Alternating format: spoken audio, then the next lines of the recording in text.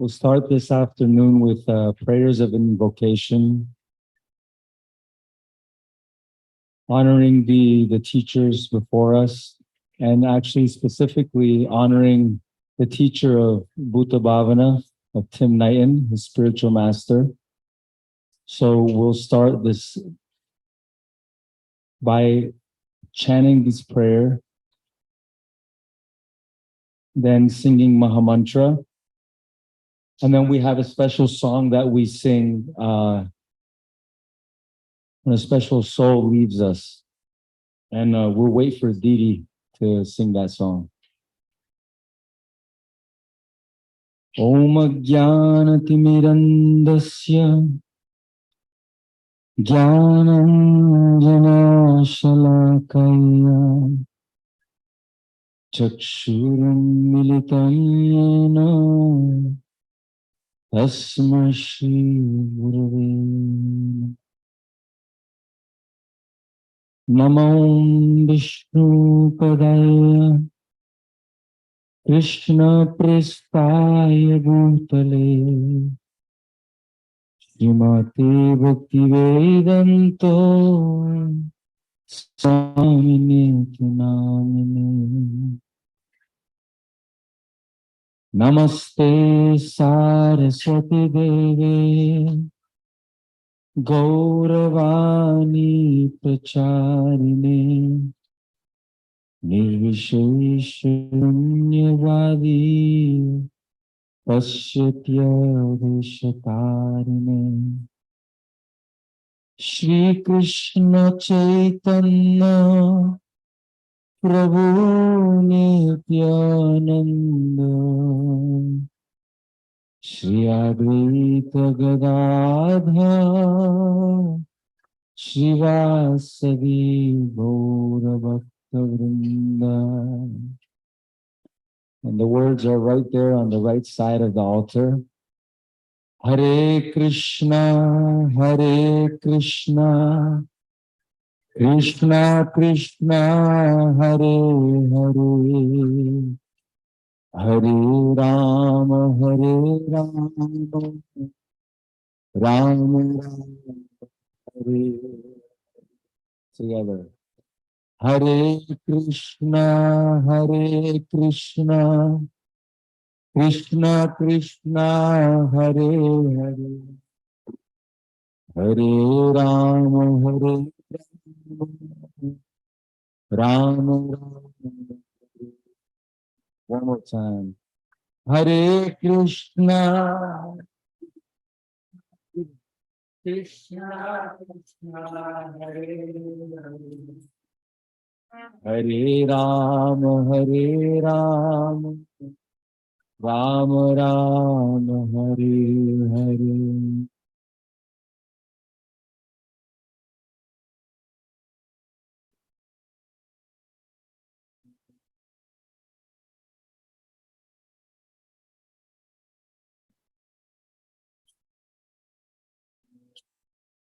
Jayamnimo Premanda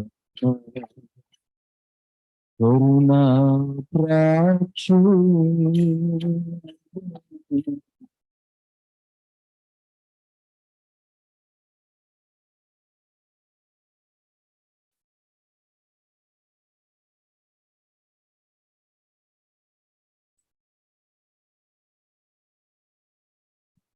Jayamnimo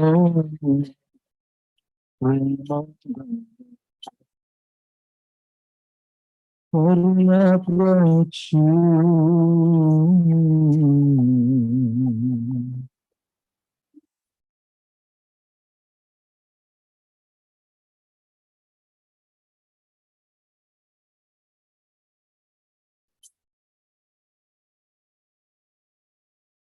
Hema Prabhu Kota Galai Acharya Thakur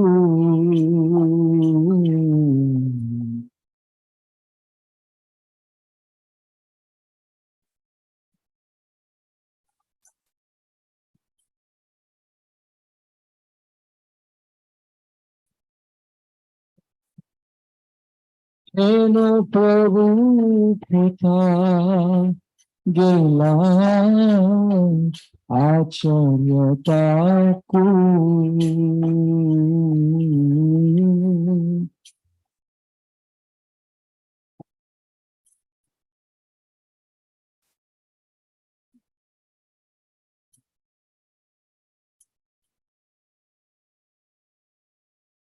Ahamura Swarup Rupa Vahasanata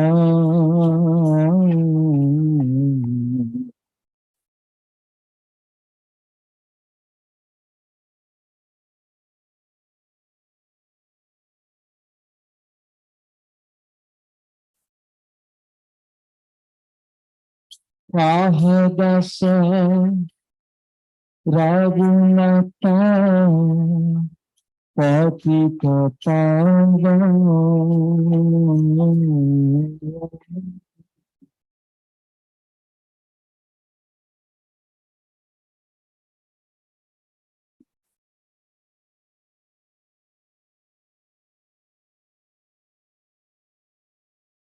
Aham Bhata Juga Aha Kavira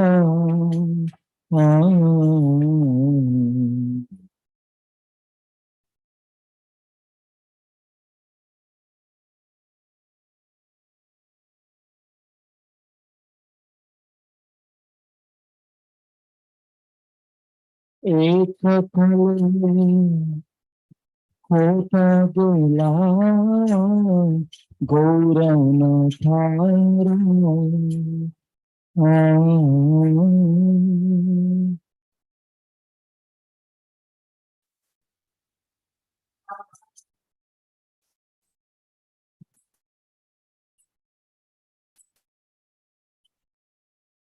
Ekakale Kota Gula Gaurana Thara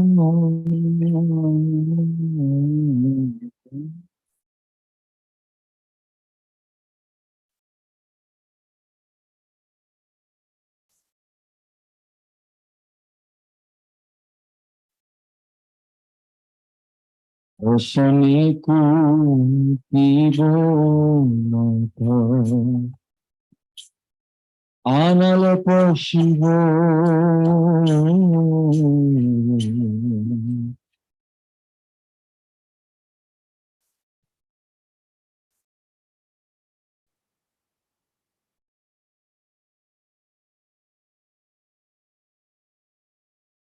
Gauranga Guru Neurani Kotha Gulu Pavo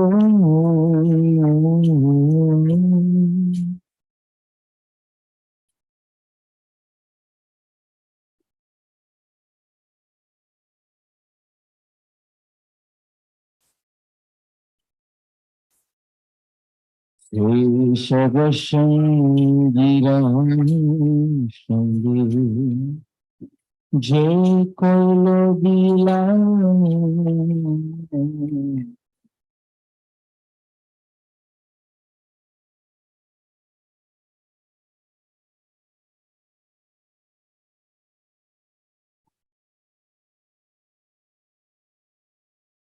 Se Sangana Paya Kandi Narathamunda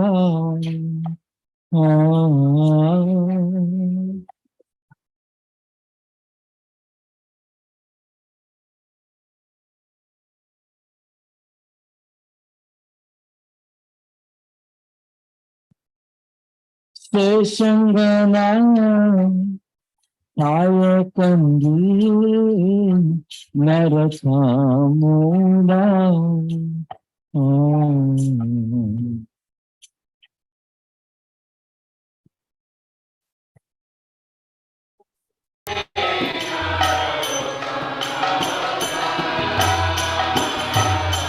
Jivanilo Premadana karuna prachur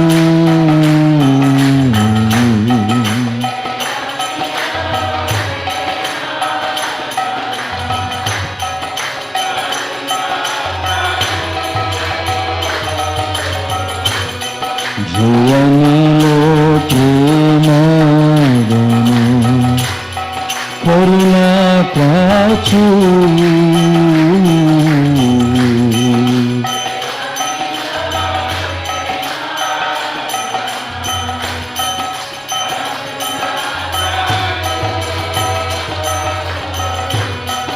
Jayanilo premadana karuna prachur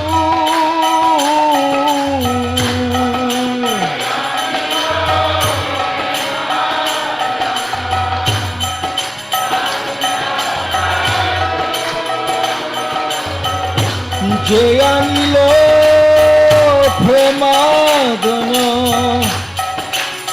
karuna prachur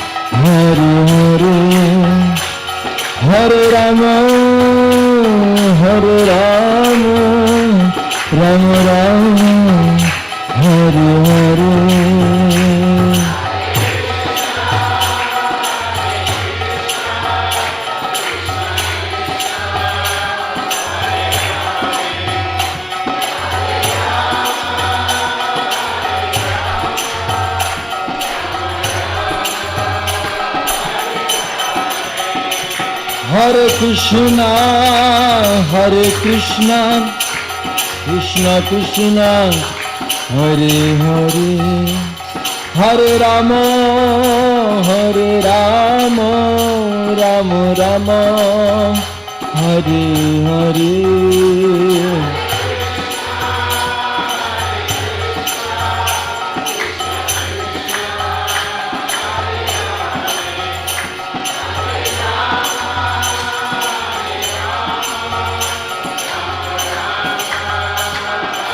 Hare Krishna, Krishna Krishna, Hare Hare, Hare Rama, Rama Rama, Hare Hare.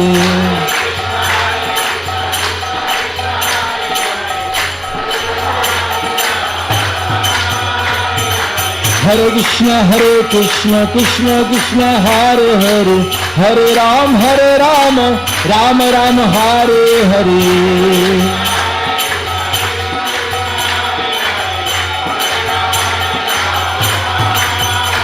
Hare Krishna, Krishna Krishna, Hare Hare, Hare Ram, Ram Ram, Hare Hare.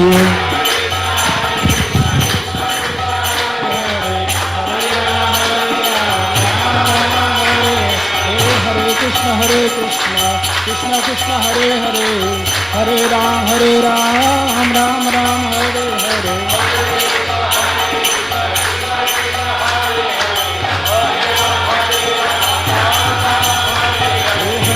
Hare Krishna, Krishna Hare Hare, Hare Ram, Ram Ram, Hare Hare.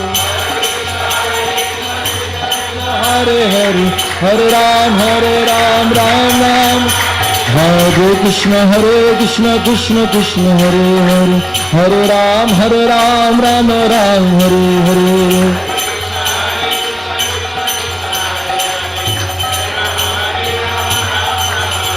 Hare Krishna, Krishna Hare Hare, Hare Ram, Ram Ram, Hare Hare.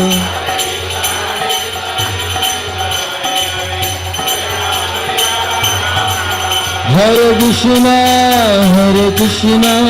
Krishna Hare Hare, Hare Ram,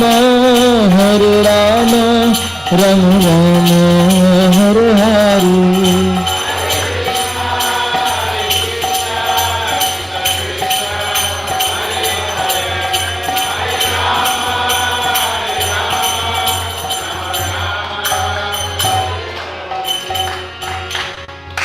Jaya Jaya Prabhupada, Prabhupada, Prabhupada, Jai Jai Prabhupada.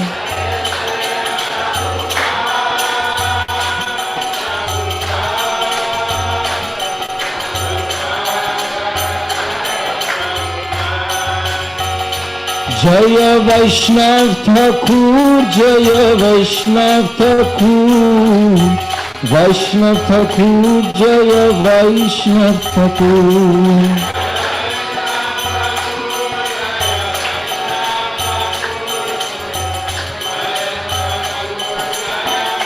Nitha Gaura Hari Bol, Hari Bol, Hari Bol, Gaur Hari Bol.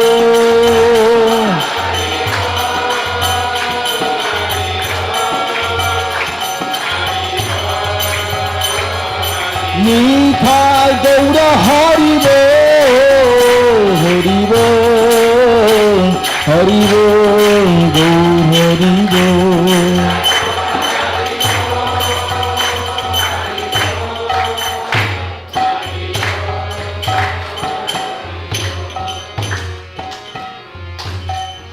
Mithai Gaura Premanandi Hari Hari Bol Shila Prabhupada Ki.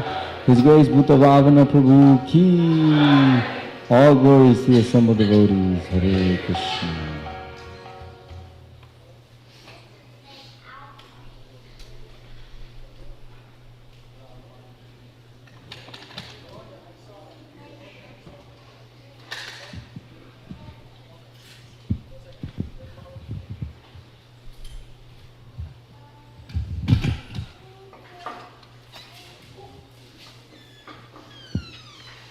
I'd like to ask Bhutabavana Prabhu's first son to welcome all the guests.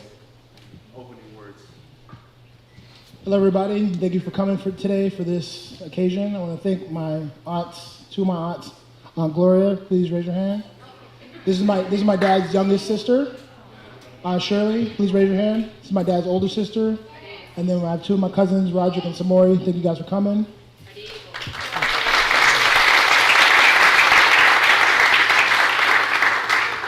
I'll keep it short and sweet. It was a pleasure to have the time that I did with my dad, and hopefully we can hear some more wonderful words about him today.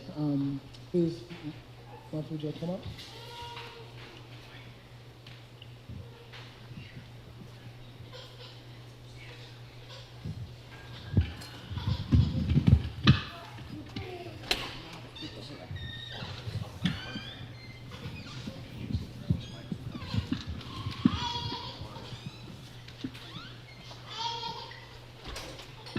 Haribol, Hare Krishna.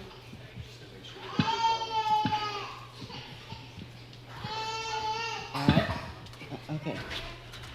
I want to thank everybody for coming. Something I should get straight, because I made a mistake in that little end of care thing. My son Jaya, he told me when Bhutabavana and I first started associating, he's almost 5 years older than me, so we realized we both came to Krishna consciousness at the age of 19.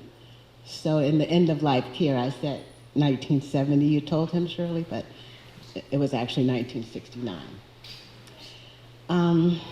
Today, October 1st, it's actually 30 years that we've lived here in Alachua. We moved here October 1st, 1993. So that's 30 years of our married life of 41 years that we've spent here. And 10 years was spent in Hamtramck, Michigan, just outside of Detroit, where we lived. The other year and a few months was in Kisumu, Kenya. I was already there assisting Ramakeli Prabhu and his wife Gora, and they're preaching there in Kenya. And Bhutabavana came after the Mayapur festival. and we started associating at that time. So that last year and few months was in Kenya and in Brooklyn, New York, where we lived with my mother for a while. Actually, I don't, to keep my composure, I really can't share a whole lot with you right now, like many of you will do. We all know that he was a very special devotee. But I do have a couple of offerings and a poem that someone sent me. So if that's okay with everyone, I'm just going to do that because I don't want to keep popping up and down here in front of you all. Okay.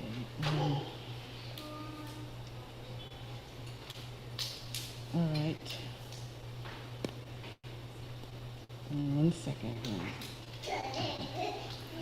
All right, this is an offering from Siki Mahidi. Oh, I gotta make it bigger.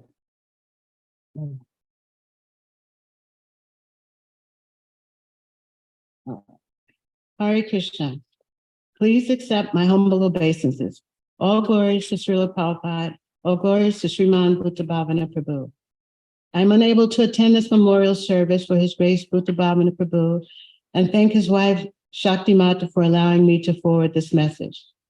I've known Bhutabavana Prabhu from our service in West Africa in the 1980s. He was serving in the Lagos, Nigeria temple, assisting Brahmananda Prabhu, or Swami at that time.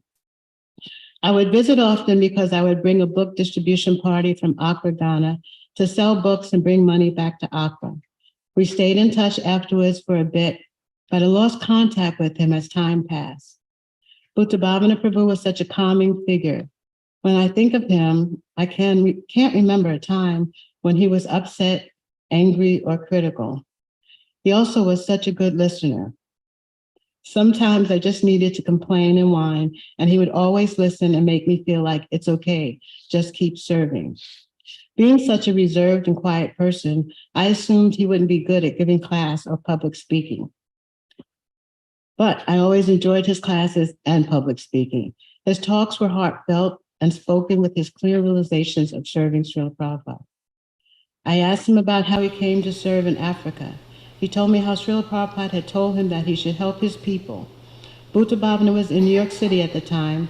Srila Prabhupada said he should go to Nairobi and help Brahmananda Swami. As many of the old-timers who have served in establishing preaching in various places or served in the beginnings of new preaching, it is challenging and a bit stressful due to not enough money or facilities. But your desire to pioneer on behalf of Srila Prabhupada makes it all worthwhile. I was hoping to go with him to West Africa to see the results of all that pioneering work he performed in the beginnings of the West Africa preaching. He and the other senior devotees, such as His Holiness Bhakti Tirtha Swami and Sriman Mukunda Prabhu, who started the preaching in Accra, Ghana, did a wonderful job of establishing the preaching in West Africa. There are currently 3 sannyasi devotees from that area, along with 4 ISKCON Diksha gurus. They have an established regional governing board for West Africa from the local devotees. This has expanded from the 1 center in Accra, Ghana, and 1 temple in Lagos with installed deities. Now there are many temples in all the countries in West Africa. It can be said that the mission is a success. To make it perfect, it would be wonderful if a BBT was established there with books sales going to support the temples. I am sure Srila Prabhupada has either opened the doors to Goloka Vrindavan for you, or maybe he has arranged for you to do some more pioneering preaching work in this material world. Either way, you are blessed and fortunate. I lament not having more of your association. It would have been wonderful to visit West Africa with you and see you smile at the success of your service there. All glories to Sriman Bhutabavana Prabhu, your servant Siki Mahidi. That was very nice. Let's see. Balabhadra Bhattacharya from Atlanta wrote, "My dear godbrother Bhutabavana Prabhu was a frequent visitor to the Atlanta Panihati Festival. By Krishna's grace, we would always connect to share a hug and a smile. His gentle and generous smile was a reminder to me of the joy of being in the service of Srila Prabhupada, our eternal master. I pray that he attains full and complete shelter at the lotus feet of Srila Prabhupada and Krishna in the divine realm of Goloka Vrindavan. And I also pray that I can one day have his association and be blessed by his loving smile. Your servant, Balabhadra Bhattacharya Das. I have a little short one from my aunt. Oh boy. Oh, maybe I know where it is.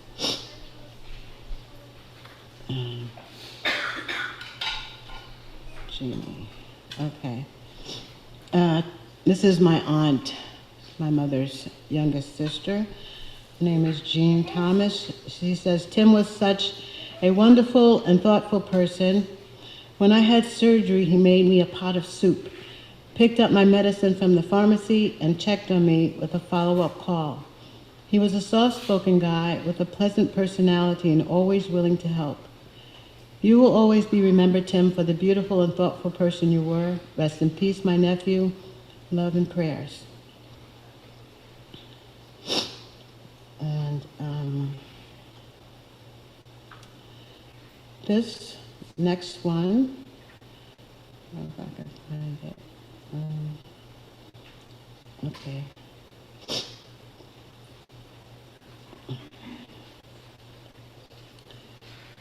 This is from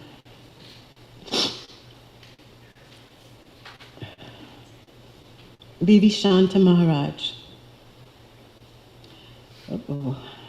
Ajande Raditi Sparad Abhidaya Sikta Janaya Naya Sakam Krishna Bhajati Ya Iha Prema Namitaha Param Prakshal Yatak Charana Kamale Taj Jalamaho Mura Pitva Sashvat Chirasi Chavahami Paditinam. This is Sri Swa Niyam Dasakam 7 by Sri Raghunath Das Goswami. I shall wash the lotus feet of anyone in this world who, bowed down with love, worships Lord Krishna and that nectar person who bears the name Radha. I drink that water and every day carry that water on my head. Sripad Bhutabavana Das Prabhu was one such rare soul who was totally surrendered to his spiritual master, Srila A.C. Bhaktivedanta Swami Prabhupada. To faithfully fulfill Srila Prabhupada's order to preach in Africa, he took that order as his very life. In 1981, Sripad Bhutabavana Das Prabhu came to preach in Nigeria via invitation of Sripad Brahmananda Prabhu, then Swami, and Sripad Bhaktitirtha Swami. Together with versatile devotees like Mukunda Das Prabhu and others, we were able to inundate West Africa, Nigeria, and Ghana especially, with Sri Chaitanya Mahaprabhu's Sankirtan movement. Personally, Bhutabavana Das Prabhu had mentored me in many ways. He taught how to cook dishes like halava, garanga potatoes, and a host of Indian cuisines that devotees prepare for the Lord's pleasure. As both of us were in charge of the kitchen department, I can vividly recount some pastimes of this great devotee. Once in Lagos, we went boga shopping. We had parked the van in an illegal spot and got out. Just then a policeman appeared. When he realized Prabhu was an American, he threatened to tow the vehicle. Against my objections, Prabhu gave the policeman all the boga Lakshmi. You can imagine how livid Brahmananda Swami was with him for giving the corrupt police over 100 naira, about $150. Most of the time, Bhutabavana Das Prabhu and myself went preaching together, cooked together, and shared a room together. What impressed me most about Bhutabavana Prabhu was his humility and simplicity. He was a gentle giant, soft-spoken and well-liked by devotees and non-devotees together. For the brief period of a year or a year and a half, we preached together in Africa. It seemed an eternity of knowing him. His impeccable devotional qualities had a lasting impression on my own devotional life. My deep condolences to the dear wife, her great Shakti Mata, children and family. His was a life well led, and as a Krishna Bhakta, what else can I say? He reasons ill who tells that Vaishnavas die, when thou art living still and sound. The Vaishnavas die to live, and living try to spread the holy name around. Srila Bhaktivinoda Thakur. That's from B.V. Shanta Swami.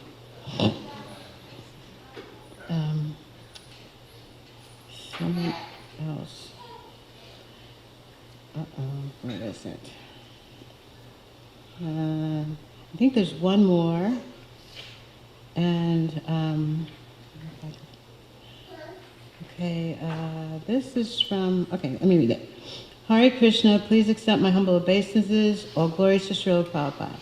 I will always remember Bhutabavana Prabhu's warm, friendly smile. He was a friend to everyone, and everyone who knew him loved him. He was a loyal and faithful servant of Srila Prabhupada, and so incredibly missed. Irreplaceable, 1 in a million.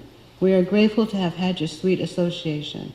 All glories to your service and to your beautiful family, yours in service, Yugla Rasa and Rama Devidasa. I was sent a poem by one devotee who we agreed on their anonymity because I asked to read it here. So, and then I'll be finished. Where is it? Oh, I know. Okay. It is. Oops. Okay. No, that's not it. Here it is. Okay.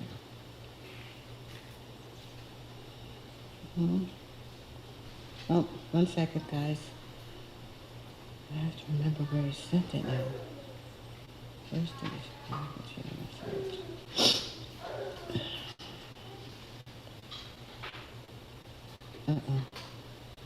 Sorry.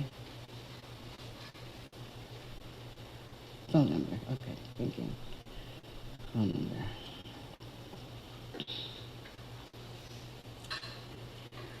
Here we are. Okay.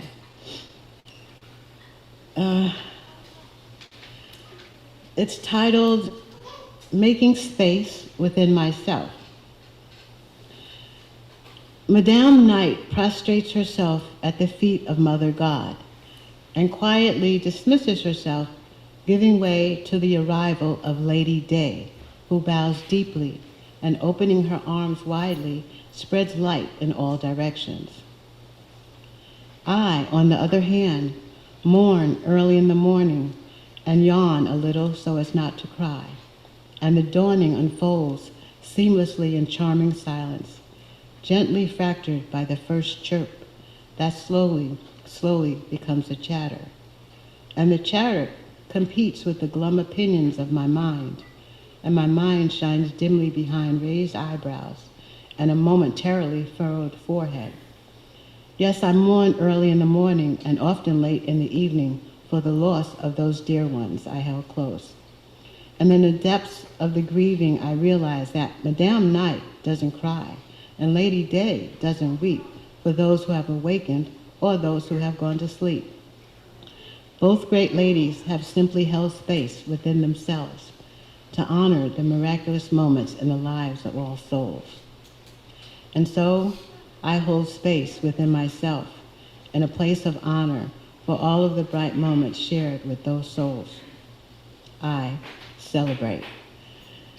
And this devotee wrote this because of so many devotees leaving this past year, and thought to share it with me, and I wanted to share it with you. So I say, let's celebrate now. Let's move on and hear all the sweet memories that you all are going to share about Bhutabavana. Thank you.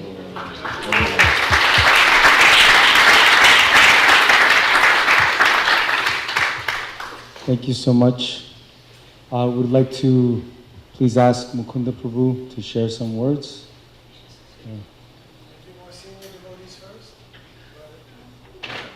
It's okay. It's okay.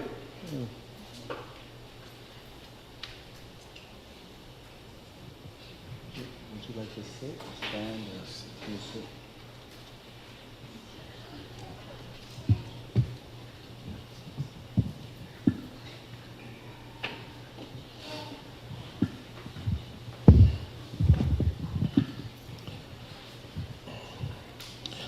Guruve Gaura Chandra Radhika Tadale Krishna Krishna Bhaktaya Tad Bhaktaya Namo Namaha Vancha Kalpatarubhyascha Kripa Sindhaveva Patitanam Pavanebhyo Vaishnavebhyo Namo Namaha. So I came to Krishna consciousness in like 1972 in Brooklyn. Then in 1975, while I was on a break from college, I went out to LA and joined the ashram. It was at the Rath Yatra, I think, in Los Angeles that I think I first saw Bhutabavana Prabhu, but we didn't get a chance to interact or to talk or anything like that. But obviously, you notice kind of devotees who are highly respected. And at that time, of course, there were African American devotees who were part of Krishna consciousness, but when you saw someone and you saw people give so much attention and respect, you kind of perked up. I was a new bhakta, and so I obviously perked up, and I didn't get a chance to speak to him. Later on, after I went back to college and finished and met Srila Bhakti Tirtha Maharaj in 1979, he mentioned that he was going to be starting a program, and he asked if I could give a donation and to set up some programs in New York, but that he was going to be doing something in Africa. So I thought, oh, this is a very prime opportunity for me. I very much always wanted to do things related to Africa and the African American community. So being hard-headed, however, I thought, well, if I stay in the New York area, because I was working as a musician, I'd be too busy, things won't work out. So I went all the way back to Los Angeles. So needless to say, I stayed there for about a month, and I realized I want to be with Bhakti Tirtha Maharaj. So I went to, if anybody's been to Los Angeles Temple, there's a hospital across the street, and I would sneak across to that hospital and call him regularly. So I once called him and told him, well, you know, this is not working out for me here. And Maharaj said, well, don't do anything non-Vaishnav, but get on the first bus you can and come back here. He didn't mention plane, by the way. He said, get on the first bus you can. So took a bus, came all the way back across, and at that time, Srila Bhakti Tirtha Maharaj had a restaurant in Washington, D.C. That's going to be the first time I meet you as well. And in that little restaurant, Govinda's in Washington, D.C., many, many wonderful, wonderful devotees who would serve Srila Prabhupada's movement, especially in Africa, came through that restaurant. Shakti Mata was there, Premavati, who's sitting over there, she came there. And especially that time, I got to actually meet Bhutabavana Prabhu and have his association. So I remember clearly one morning we would come down and the restaurant would be packed up, and we would open at a certain time and put the chairs out. But in the morning we would do our morning program and everything in the restaurant. So Srila Bhakti Tirtha Maharaj came down one morning and he started to chant, and he said, Jaya Radha. Oh, by the way, my name was different at that time, but he said, oh, Mukunda, you'll go to Africa. After you go to Mayapur Festival, you go to Africa and help Brahmananda. Okay, Jaya Radha. And there was no, you know, like anything. So long story short, I didn't go to the Mayapur Festival, but I got $10 and a one-way ticket to Lagos. So we got to Nigeria, and Brahmananda Prabhu was there, and Shakti Mata Didi read the wonderful narration from Pujapat Shanta Maharaj, who was Bhakta Martin at that time.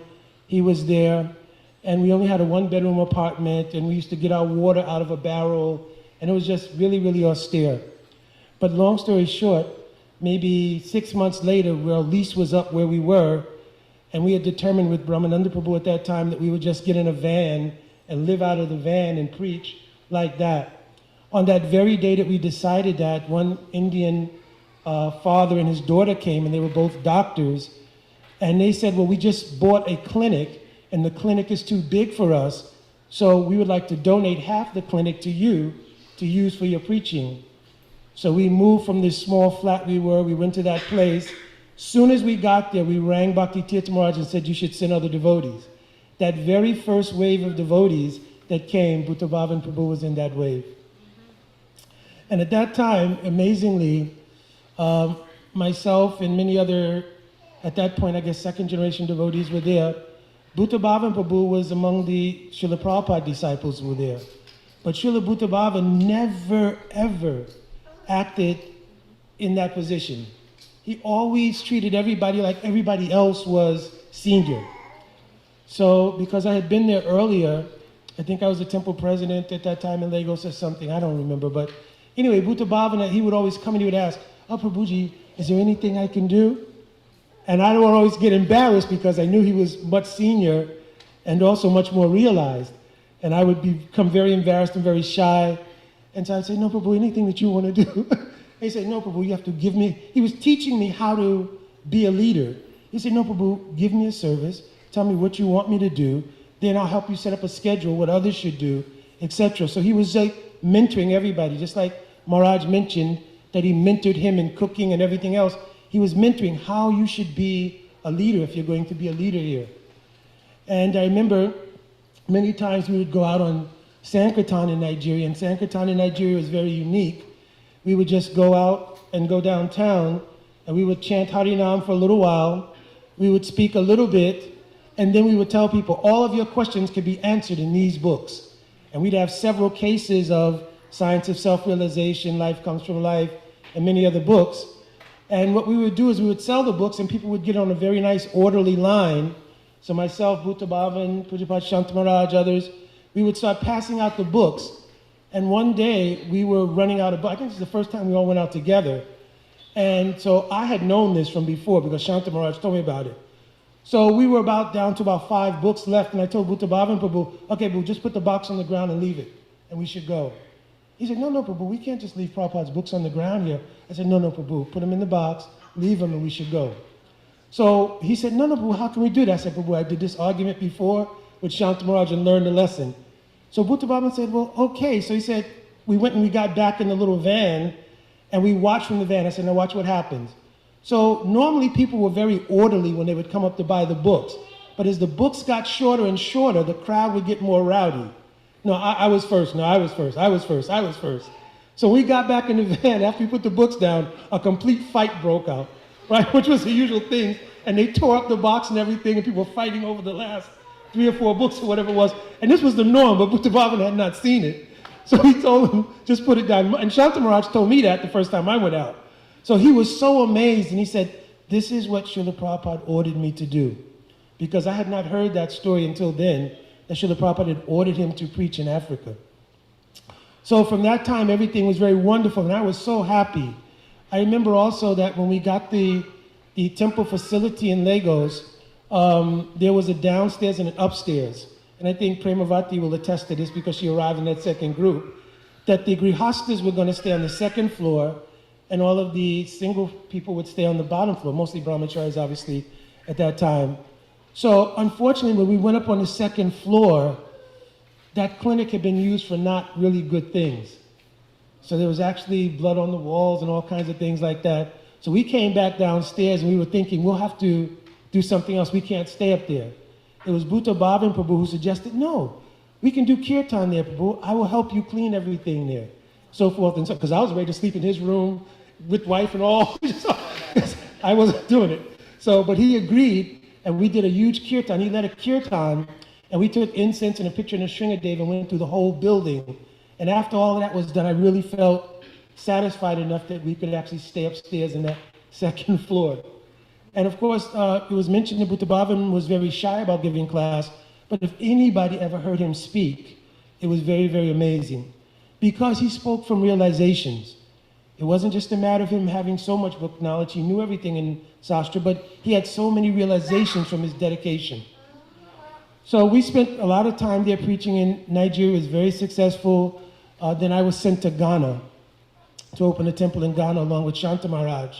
So Bhutabavana stayed and was really helping to develop Nigeria as we went to Ghana.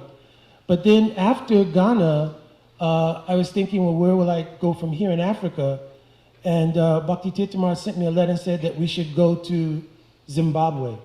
So it was so far away from West Africa, and again, there was nothing there, and we had to drive. That was the other thing. Not drive, we took a flight there.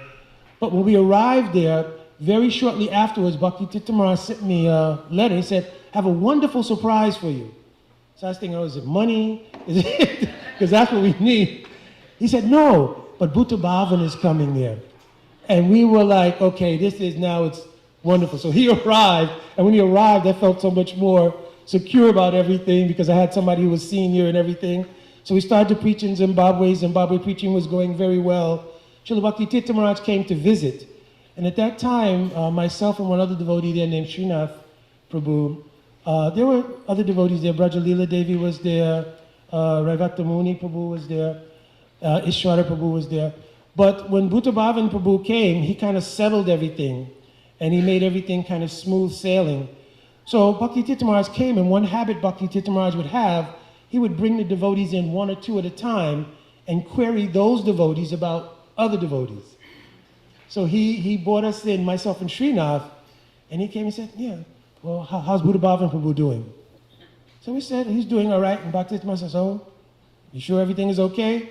And me and Srinath were like, we were shocked because he was like the emblem of like everything we were not, practically. In other words, we would get up from Mangalarti really mostly because Bhutabavana was already up.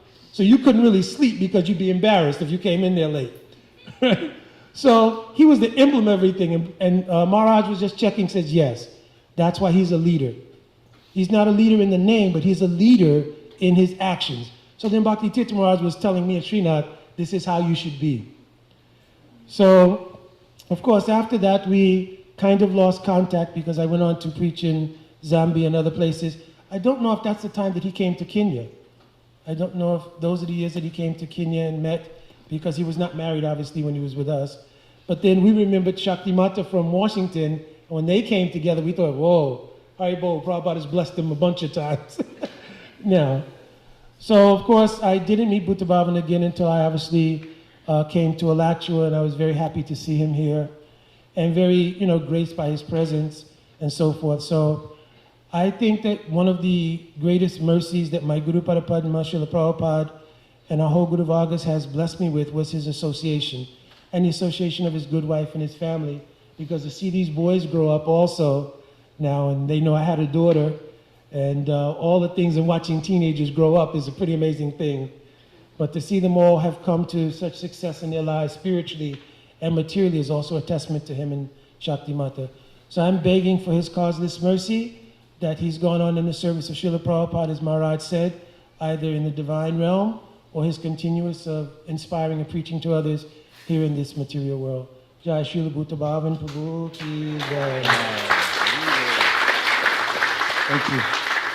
I'm also begging forgiveness for senior devotees that I spoke before you. That's okay. We're going with the flow. His Grace Shesha Prabhu. Oh, he's coming.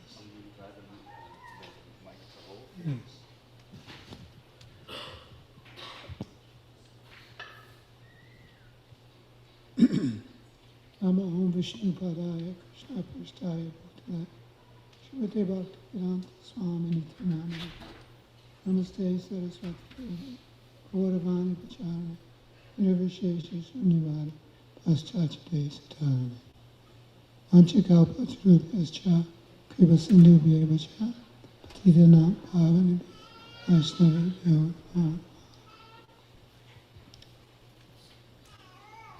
So I offer my condolences to Shakti Mata, other family members who are here today. We've lost a great person and wonderful devotee, Bhutabavana Prabhu. And those aren't just words of sentiment, but they're based on the life and activities that we all witnessed and interacted with him on. I just want to mention one thing.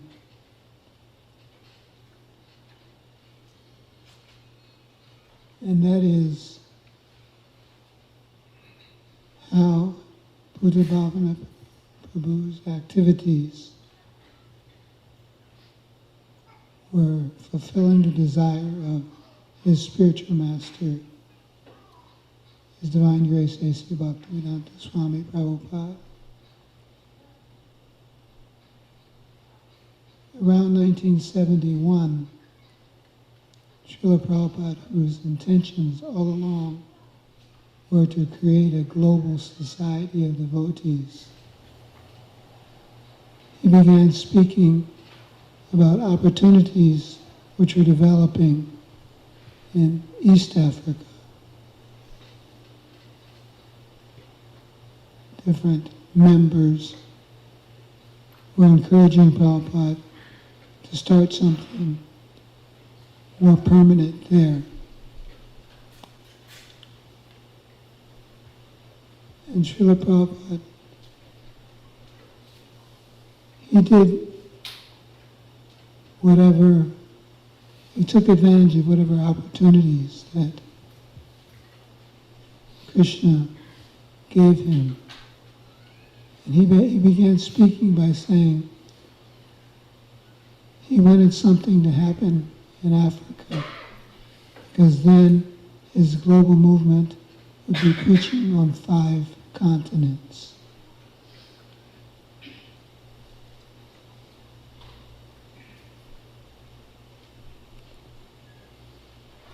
So he made a call to his devotees. Bhutabavana Prabhu answered the call. From the timeline that I was looking over, I saw that by the time he joined the ashram in Los Angeles, to the time when he was on the streets of Nairobi on Harinam Sankirtan, was just a matter of a few months.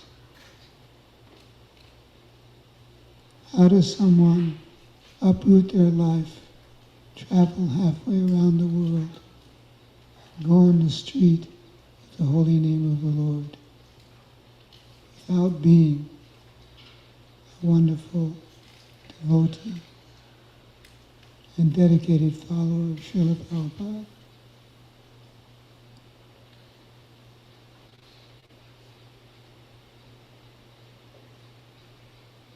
Prabhupada, when he got the opportunity, he immediately called upon his surrendered servants, his devotees, and they responded.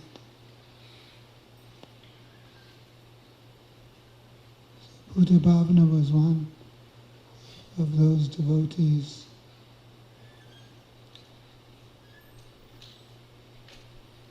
And we praise him today for his surrender.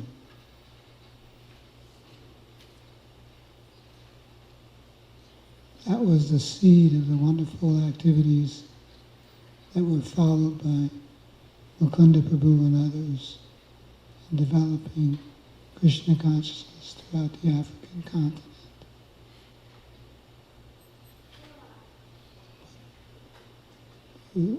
Based on the surrender of devotees such as Bhutabavana.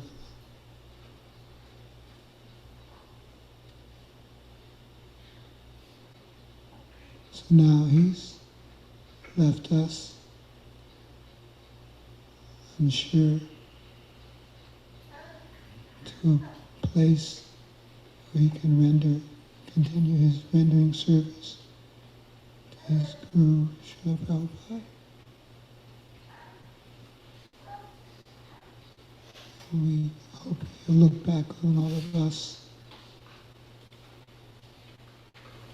in a favorable way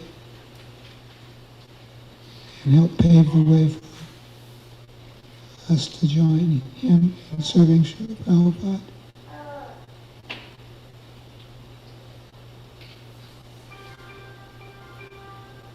Hare Krishna.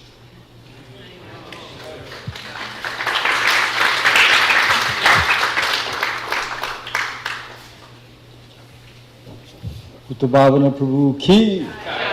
I would like to kindly bring Bhutabavana's older sister, Shirley, please, to share some words. Would you like to say that? With the mic stand or just? I'll mic stand.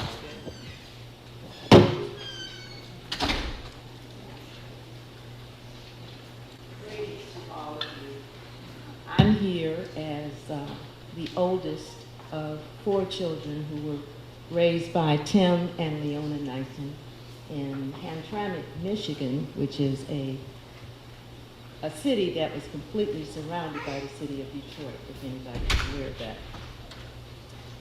We had such a wonderful childhood growing up. There were 4 of us. I was the oldest. I'm Shirley Ann, who shared also a name with Shatamata. She is also Shirley Ann. And then there was my brother Tim. My father was Tim, and he was Tim Jr. And then there's Gloria. She's here representing also. And then we have our brother Jerry, who was not able to make it, but he sends his love to everyone and to the family. I just want to tell you a little bit about what happened prior to him coming to grace your all's presence. Since I was the oldest, and my mother had an opportunity to teach me a lot of stuff before I went to school. So I'm feeling really good that I went to school and did A's and I was just spectacular. Until my brother, Tim, came along, who ran circles around me. He was in the 2nd grade, they promoted him to the 3rd grade. He was in the 3rd grade, they tried to promote him to the 4th grade, but my mother refused to let him go. This boy was so smart. It was just that he read everything he could get his hands on. He was just such a wonderful person. And we had our ups and downs as you grow up, and but good times. We had a mother and father that we were so blessed to be in that community. Oh, I'm sorry. Okay. Okay. All righty. Okay. But we grew up on a street, and we famously call it Yeaman Street. It was a block of all these families that knew each other. Somebody's mother could whip your little behind, and your mother wouldn't have any complaints whatsoever. So we grew up among a lot of people who loved us, and we loved them. And to the Harrises, the Stevens, all of the people who lived on Yeaman Street, some of them are zooming in today. We just want to say thank you for giving us such a wonderful time and so much love in that community. So we are going to miss him, but I want to tell you too, as we were coming along, one of the things that he did, I was coming back, I used to work for an airline, I was coming back from some trip, I can't remember which one it was, and I was at the airport, and when I came home, I mentioned to my brother that who are these people at the airport with the chanting and drums and things, and he said, after that, he became very interested. So there were a lot of different things that was going on. He was very, very smart, and he read everything, and he started to investigate Hare Krishna religion.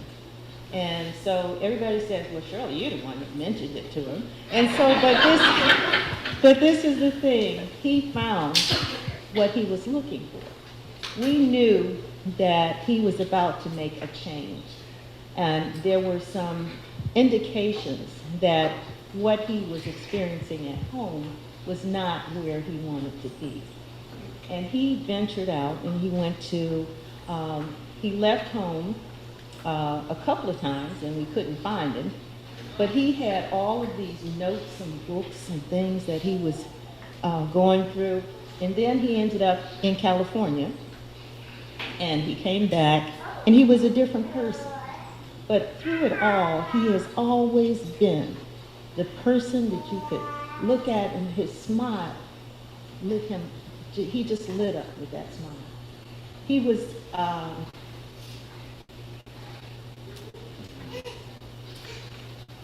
was somebody we loved so much.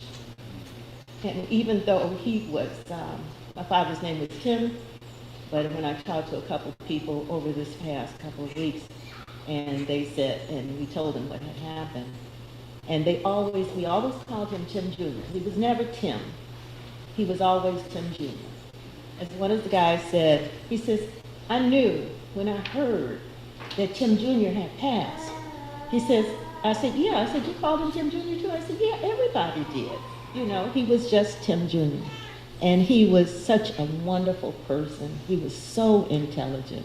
And like I said, he ran circles around so many people, including me. You know, but we loved him so much. We are so happy, and we celebrate the fact that we've had him in our lives. And even though he did keep in touch when he was with your organization, and we heard about all the accomplishments and people who he influenced and where he was. And so we were very, very proud, and we're here just to celebrate his life. We loved him, and that's all you do too. I want to thank you. Thank you so much.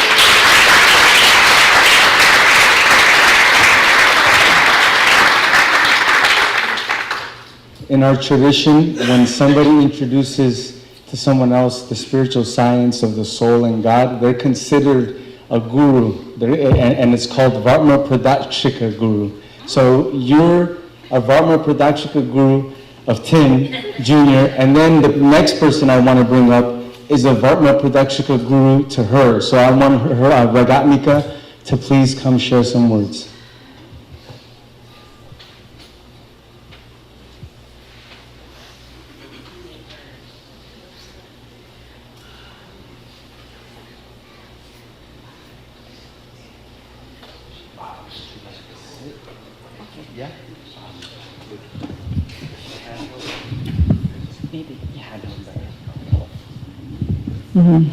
First, I'd like to offer my heartfelt condolences to Shakti Mata and the family, siblings and nephews and all that, and the sons of Bhutabavana Prabhu. Yes, as you were speaking, Shirley, I was going to say that, but he jumped on me on that one. Yes, I was in, I moved from Detroit to New York because I was in search of the perfect religion and the perfect philosophy, coming from a Catholic background. In fact, I was in the convent prior to that as well, but so I was not satisfied. I knew there was something bigger. So I was living in Manhattan, and I became a macrobiotic, a Buddhist, so many of these things, right? So I was meditating one day in the park, and I was determined at that time that I was going to not move from that spot until I merged with the totality of spirit, as I thought was the goal then. So, but then something woke me up. It was rain. It started raining, but there was an urge I felt. I was feeling, I can't leave this world until I go give a message to my friends, my acquaintances that I had been hanging around with. And although I had no idea what that message would be, I couldn't articulate what it was, but I just felt a need to not just leave them behind. I don't know. So I went to the subway, and on the subway platform, that's when I saw this glowing effulgence. Bhutabavana Prabhu was there in his saffron garb and carrying a mridanga. Apparently he might have just left a Harinam party to get back to the temple, whatever, or maybe going to the Harinam party. So I went up to him and I asked him, could you tell me where there's a Buddhist nunnery? Because I thought, I'm just not doing it right. Maybe I need to really go into a Buddhist nunnery. And so what did he say? He said, no, I can't tell you where there's a Buddhist nunnery, but I can tell you where Buddhism is at. He said, the Buddhists, they want to go home alone, but the devotees of Krishna want to take others back with them. And that was, Super Soul was just giving him those words. It struck me, and I knew. So the very next day, I was at the temple at the Sunday feast. And I quit my job that week and never left. I came back. Oh, not only, it was the 4th of July weekend, so I went to the Sunday feast, and then Monday I was on Jones Beach in Asari distributing Back to Godhead magazines.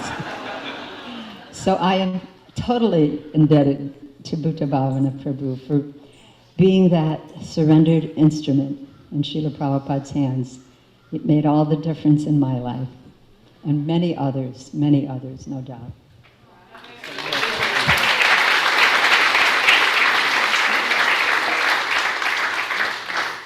Now I would like to ask the temple president of our community, Mother Mukhya, to please share some words.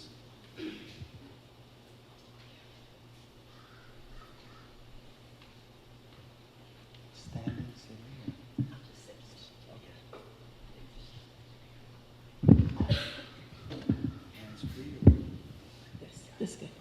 Hare Krishna, welcome everyone. And I just want to offer my obeisances and respects to all the family members that have come and all the devotees that are here, especially the second generation devotees. It's beautiful to see so many coming to support the boys and just to learn more about Prabhupada's disciples. I knew Bhutabavana in Detroit. I was there in '74 and I stayed there till '87 and came to Florida. So I met him during that time. He was, I don't remember like so much about that, but I knew you guys from there.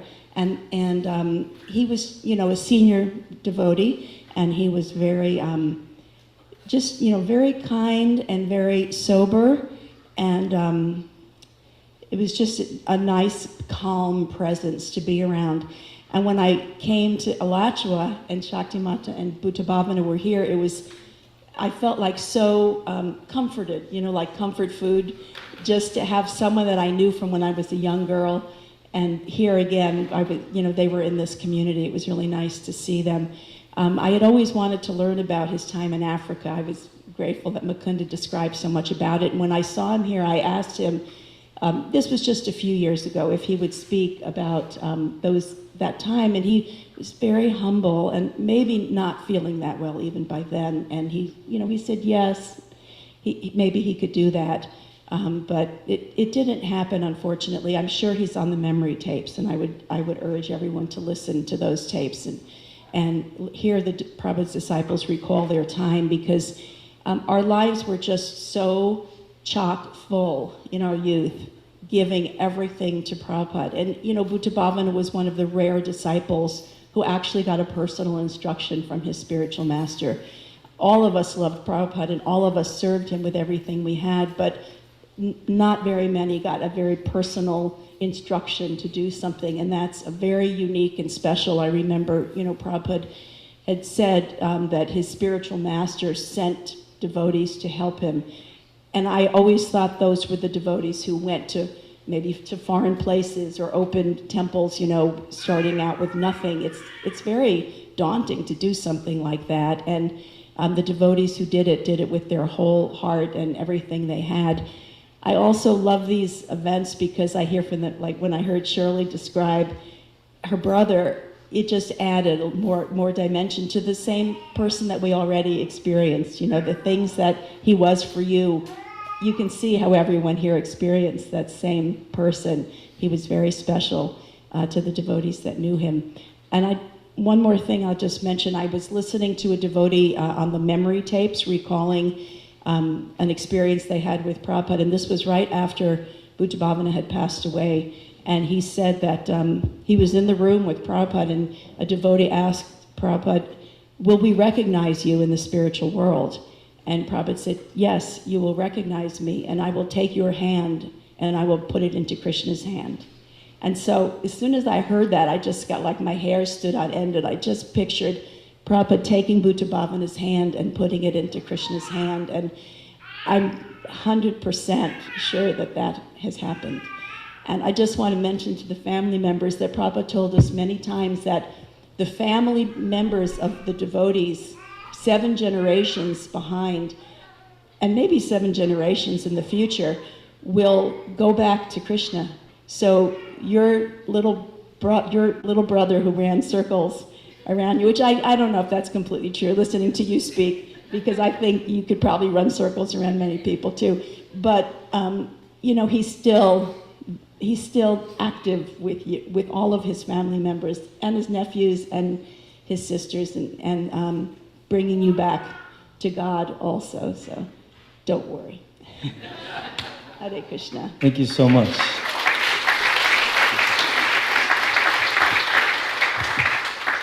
So we heard from Shirley. We're not going to hear from the younger sister, Lori. Don't worry, no pressure. But we have your son. He's going to represent for you. Roderick, please come share some words.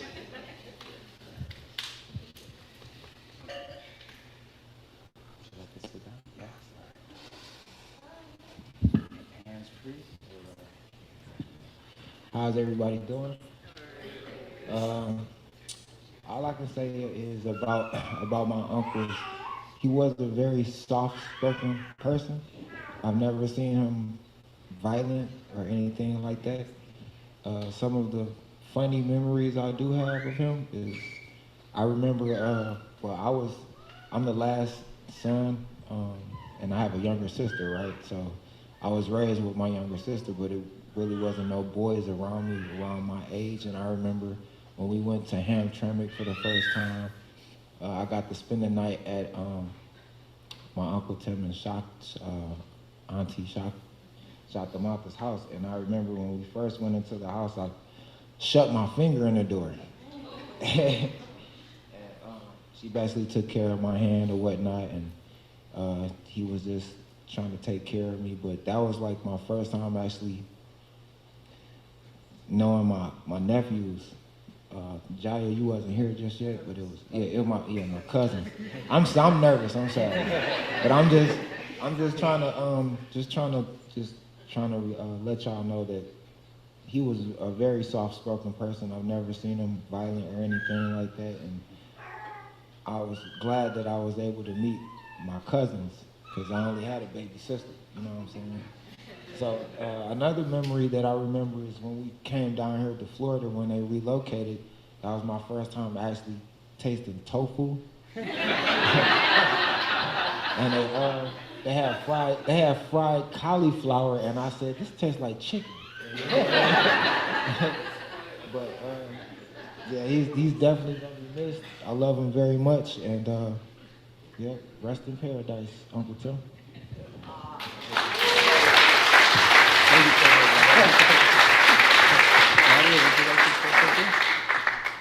Yeah.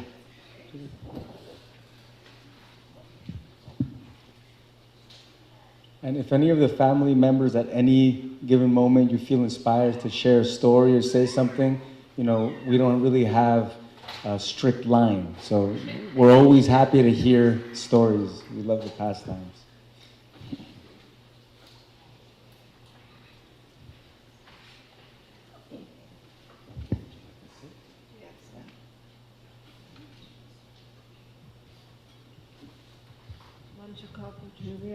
Kripa Sindhupe Bachapatitanam Pavnebhyo Vaishnavnebhyo Namo Namaha. Just have a gratitude message that when we first moved here think we've been here 28 years. Shakti Mata and Bhutabavana were like the first family that we connected with. I feel grateful that my son has association of 3 beautiful boys. 4. What did I miss? Oh, huh? Duddy, oh, 4, yeah. Oh my God. Yeah, they really took us in. And the Bakura story, the tastes like chicken thing, because when we got here, I was like new at all this, like, and he said, and I just watched him make the cauliflower pakoras, and he said, you know, if you struggle with vegetarian, these taste just like chicken. And I was like, oh, and they did. And so I'm not a cook, and I try to make pakoras, and every time I'm making pakoras, I think of Bhutabavana. So I have one very memorable dream, and now that I'm listening to everybody and hearing the glories of Bhutabavana Prabhu, I could see that he helped me. It's a dream, but Bhutabavana and I were having a discussion in front of Srila Prabhupada, and I was saying, you know, the same as Krishna's present in his Murti here, Srila Prabhupada is in his Murti.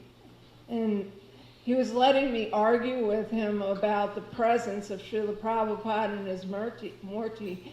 And then we both looked over, and Srila Prabhupada was laughing, and he had manifested these beautiful dark curls, of black dark curls on his hair. And the 2 of them were laughing.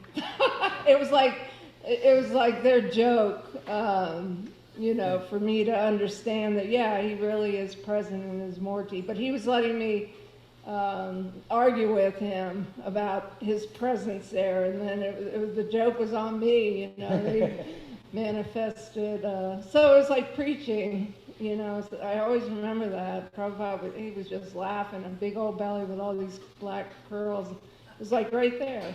It's a very vivid dream, even though, you know, he didn't manifest the curls, but it was a dream. But I'm very sorry, having not to have gotten to know Bhutabavana better.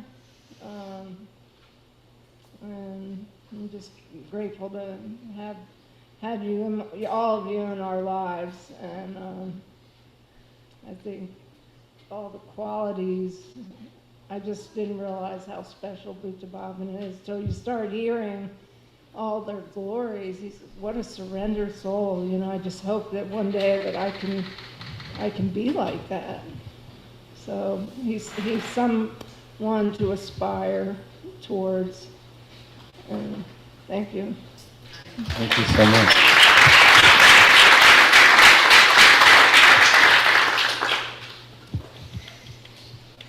Maybe Srila Prabhupada was letting you know that he knows you cut good hair, you know?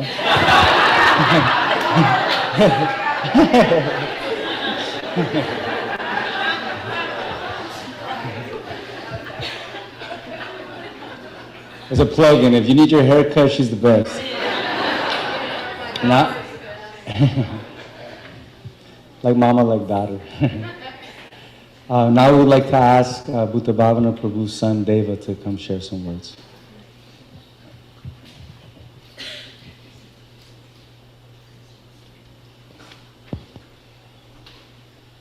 Horrible, everybody. Thank you for coming out.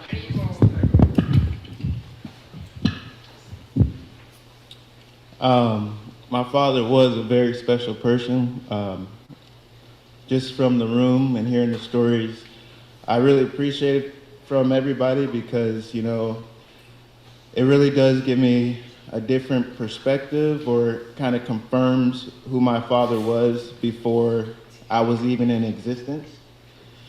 And like a lot of people said, you know, he was a man of a few words, but maybe that was in public. At home, he was still a man of few words, but every time he said something, we listened. That's kind of the power of not always using your words so much. When you do speak, people kind of want to hear what you want to say. And, my father was a king of like corny jokes,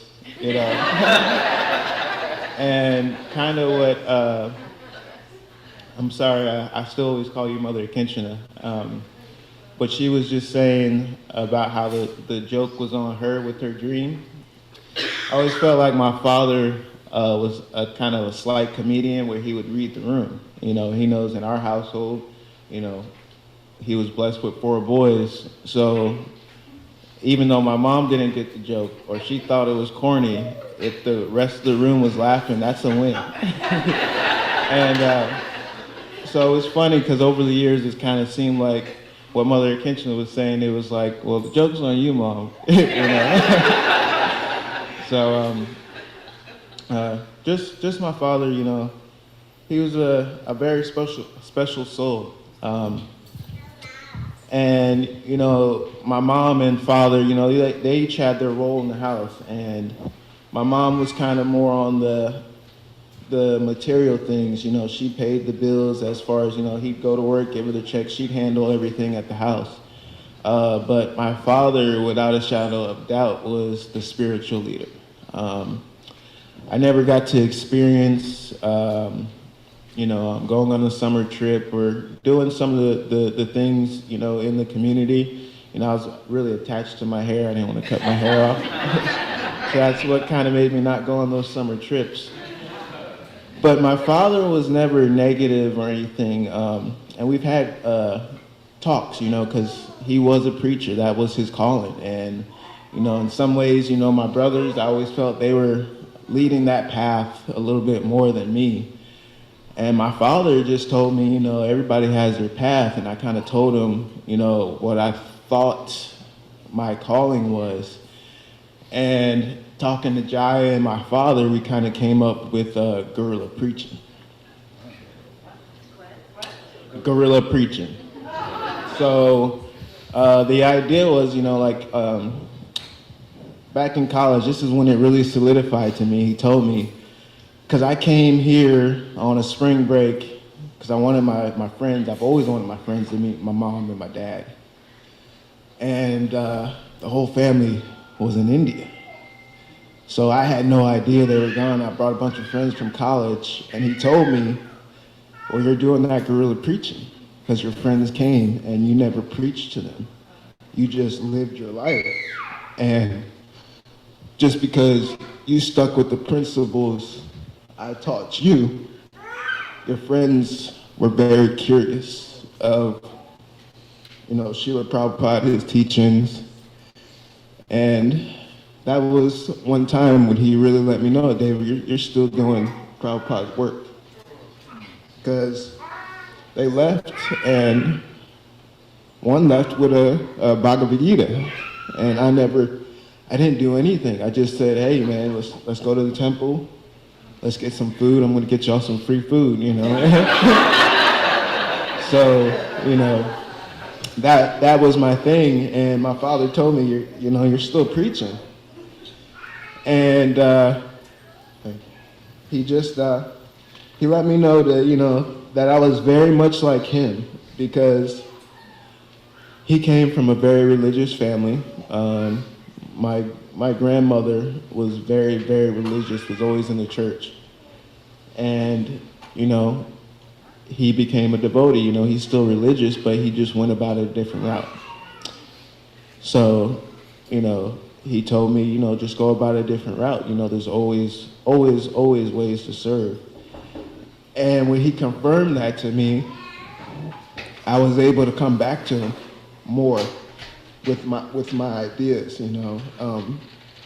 Most of us know back in when we moved here, there was a good stint from about, I would say, 95 to maybe like 2005, where Alachua was known, hands down, had the best soccer athletes. I mean, I remember the Alachua rec center, actually, technically they discriminated against us, and they wouldn't let the Hare Krishnas play on the same team because it was absolutely unfair. And just talking to my father about how I missed those times, and I was like, telling him things like I would love to become, financially fit and provide for the temple in that aspect, because I just didn't see myself as a preacher. And he told me, straight up, that's what you need to do then, because, I come from Detroit. My first temple was the Fisher Mansion. Our temple was a mansion. And I've always I love that temple. It's a beautiful place, and seeing places like New Vrindavan, beautiful temple and stuff, and all that stuff does take money. So he told me, it's okay to focus on that aspect, because, you need people preaching and giving people the books, but you also need prasadam. You need cooks, so when they do come to the temple, there's prasadam. But they also need a temple, and that takes money. So he told me, that if that's what you feel is your purpose, then do it. And he always had my back. And like other people said, most of y'all have never seen my father angry.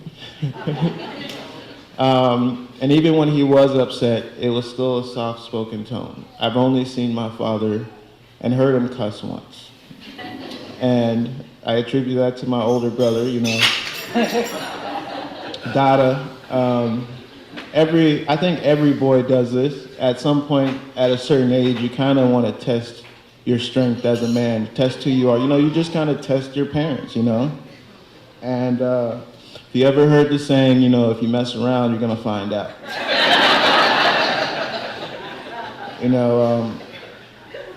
Dada found out for him and myself. Okay? So, he's just doing his father's duties. Sometimes you got to hit a kid upside the head with a Cheerio box and let him realize. But, yeah, just a great guy, there's really not really any bad memories I can really think of my father. An amazing cook. I think this whole community here knows he made the best gulab jamuns. Maybe not as many people know, but he definitely makes the best peanut butter cookies. He's had a few instances, I don't know how he did it, but he made peanut butter cookies and forgot the peanut butter. So, he is human.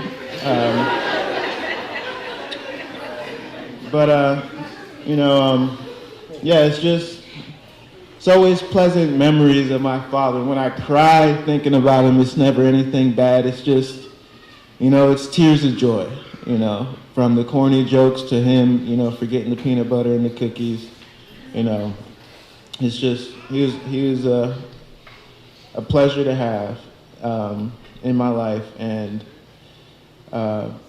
there's one other time, really, my father really thanked me. And that was when he got to go to Hawaii. He's, as y'all have heard, he's traveled quite a few places. He loves Africa, but when he went to Hawaii, he thanked me for getting him back into traveling, because his two passions was to talk about Krishna, and his other passion was to travel. And pretty much preaching, at least in this community, that's combining those two. You're going to travel and you're going to talk about Krishna. So I was able to help get him back into traveling with my mom. It was the happiest I've ever seen them. And just that's one special memory to me, is when he told me thank you for getting him traveling again, because it was specifically because they went to Hawaii. He said that Hawaii was the most beautiful place he's ever seen. So I plan on going there and having my father's presence, because he's the reason why I want to go there. That many places around the world. I've always wanted to go to Africa, but he told me Hawaii. He said Hawaii. So There's plenty more I could say, just rambling off the top of my head, but I really would appreciate hearing some other stories from other people, because it really just solidifies the character that my father had, hearing from other people. So, thank you.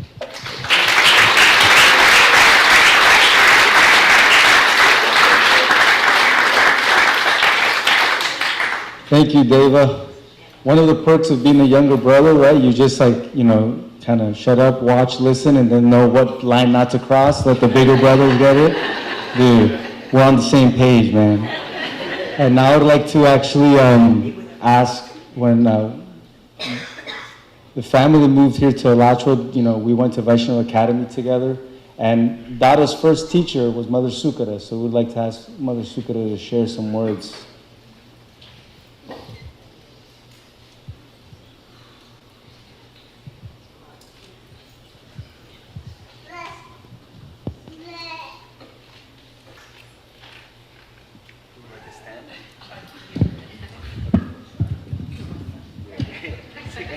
Teacher. So when I thought of Bhutabavana, I thought of this verse from the Bhagavad Gita, Bahunam Janram Ante Yanavam Mam Prapadjante Vasudevam Savamiti Samahatma Sujolabhaha. Translation, many thousands among men, one may endeavor for perfection, and of those who achieve perfection, hardly one knows me in truth. So that was Bhutabavana. We're all hearing what a special person he was, and I can't help but think that I'd like to know more about your mom and dad, because fruit doesn't fall far from the tree, and you all seem like you had such a wonderful family life, and that makes such a big difference, having two parents who are committed to raising their children. And of course Bhutabavana was also a wonderful parent.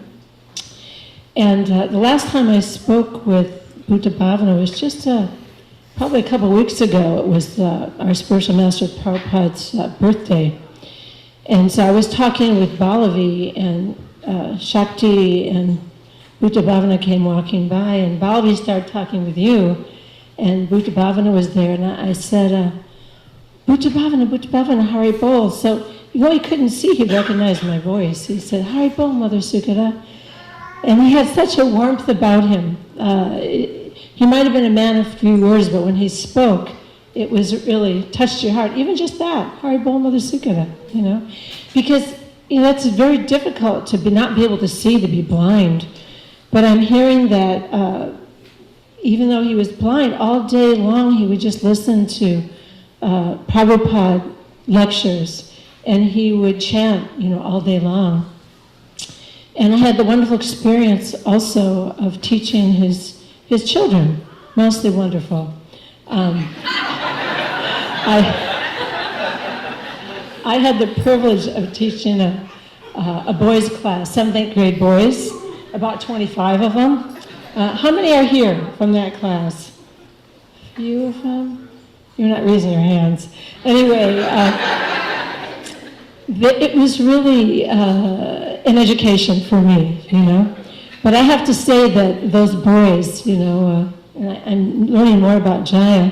But Dada, I first taught, it must have been maybe 2nd grade I taught Dada. Such a little guy, so cute, and really a lot like his father. Very, very warm, very serious. And to this day, I always feel like Dada and I have a very special relationship because of teaching him. In our scriptures, it said there's 7 mothers, and one of the mother is the teacher, because you really get to learn about people when you're teaching them every day, and especially language arts. I taught language arts, so we read a lot together and wrote a lot together. So when they write, you learn a lot about who they are. Anyway, and also Deva and Dalmantari, I had the privilege of teaching. So you can see just the effect that a great mother and father have on their children. And I feel very privileged to have been in a way, part of their family, and hope to be able to be part of their family as time goes on too. Hare Krishna. Thank you so much.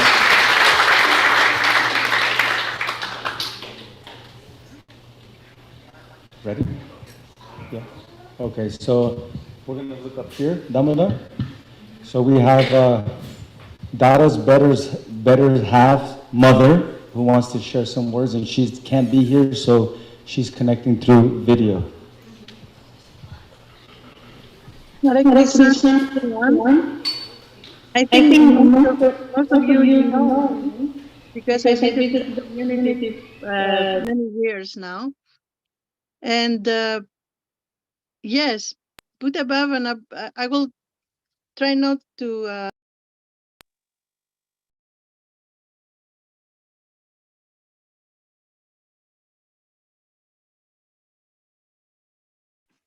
Mataji, you are muted. Can you unmute yourself, please? Okay, can you hear me now? Yes. So I try not to editorialize so much, but I will make some introduction. Om Gyanati Mirandasya, Gyananjana Salakaya, Chakshura Militam Yena, Tasmai Sri Gurave Namaha. My daughter, Radharani Naiten, now, she was in Vancouver at that time, maybe 7, 8 years ago. And she said, Mom, I really am relating to a very nice boy, and I think you're going to like him a lot. And said his father is Prabhupada disciple, and Dada said he's university graduate, and they're black devotees, you know. I said, okay, okay.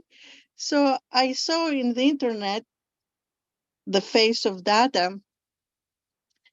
And so, okay, so it was a time he said, I went to visit his family, and his father really liked me.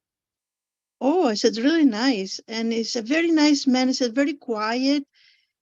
And he likes me a lot. I said, very nice. So eventually they got engaged, they got married, and Bhutabavana and his family, his wife, came here for attending the wedding. So I saw Bhutabavana Prabhu, and exactly resembled, first of all, he looks like Dada, or Dada looks like his father. And they were very nice family, very pleasant, smiling, you know, a very quiet person and very gentle, very polite. So I remember one instance that after the wedding, a couple of days later, my sister-in-law invited us to her house, and they're not vegetarian, like devotees, but not vegetarian. So I thought, how we can go have this Vaishnava family here, go, you know, to house on a Kadasi day. They offer meat, they bake something. They have some vegetarian dishes. Anyway, I asked Buddha Bhavana and his wife if they want to come. He said, yeah, we would like to visit your family for sure. So they came, and we went to the backyard, and they were have the barbecue. And I said, Buddha Bhavana Prabhu, I was sitting beside him. I said, I feel very, very sorry. Please forgive me. I brought you here today. He said, you know something? It was very quiet, but what he said, he was making absolutely sense. And the way he was saying, he said, Srila Prabhupada's father, when he was having meetings in the village, he had two camps. From the right side, there were the devotees or vegetarian. From the other side, they were eat meaters. They were serving both. And you know, so that it was the etiquette of the place, because everybody in the village have to be fed. And I said, amazing. I said, how you relate that wonderful story? And I was very impressed the way he was narrating the story. So we visit in Alaja very often, and quite often we meet the family because we're part of the family now for some time, for some years, and we have satsangs, you know. He comes to my daughter's house and you're talking. I always find the opportunity to ask, Buddha Bhavana Prabhu, tell me a story about Prabhupada. You've been there with him, and I heard you saw him many times. He said, yeah. I said, hey, he keep telling me the same story because I'm asking the same story. He goes with Brahmananda Prabhu in Nairobi or Kenya, Nairobi. And they were living in a house, and somehow or other one morning they heard a knock, knock so heavily the door, and Bhutabavana went to open the door, and all of a sudden saw Srila Prabhupada in front of him. I said, "Where is Brahmananda?" He said, "Okay, I'll call Prabhupada." So Brahmananda came and said, "What happened?" He said, "Nobody came to pick me up from the airport." He said, Prabhupada, Srila Prabhupada said, "We never received a telegram you're coming." So he said, "How it was for you to see Prabhupada face to face?" It was wonderful. It was just like feeling like at home. We came, he would stay with us. And so many other stories in Africa. He told me a vast number of stories. So anytime I was seeing Buddha Bhavana, of course, he was a little blind. He was blind. He couldn't see very well, but always fun of chanting. He have the beadbook in his hands, moving along, coming there, sitting, chanting silently, chanting, holding the grandkids. And he was very fond of Yogeshwari, of course, who was the first granddaughter. And I don't know, I feel sometimes that I never, like I miss him. I miss his association. Like I should have asked more. I have to serve more. But I feel like a grandpa, like he was father for me because he was the older and he was always pleasant to be around him. Um, so right now was concerning it because when he left the body, I felt, oh, I should go there. My husband said, well, let's go. But then it's a little convenient for now. And I was concerning as well how your Yogeshwari will cope listening grandpa, because always say, where's grandpa? At home. I said, try to educate her how to accept the grandpa is passed away, died. Of course, I told her after some time, and I was asking her, your Yogeshwari said, where is grandpa? Oh, sleeping. Is at home sleeping. Heart. He have his heart. So I never make an attempt to explain to her. I think her parents, they will do that, or Mother Shakti get a better education. But in any case, he was always pleasant. My husband was coming along and he would say, hey, Jagatpati Prabhu, how is your music? Are you composing new music? How is your playing? And they listen, marvelous, like lengthy talks about this and that and the other thing. In Africa, especially, how the locals, they were identifying me like from a tribe, tribe. With a Bhavana, was completely transcendental. So greatly, I will miss him personally. Like, is an empty. Like I will come home. I'll come to Alaska, and where is Grandpa? It's just an empty nest in our lives, and I couldn't believe it when he passed away, and I couldn't say one more word. So um, I hope the family is doing well. Mother Shakti, I'm in touch all the time, and my son-in-law, Data, is an exceptional boy, and I love him very, very much, like my own son. And I'm sure I am just fitting there in the family. I'm part of the family. So thank you very much. Allow me to say a few words.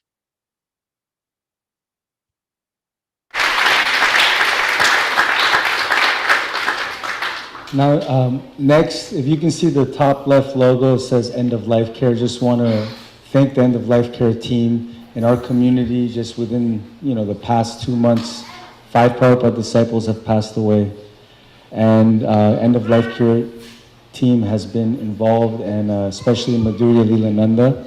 So she actually sent a 6-minute video of Bhuta Bhavana speaking his memories of Srila Prabhupada, so we all get the chance to see that together. Yeah.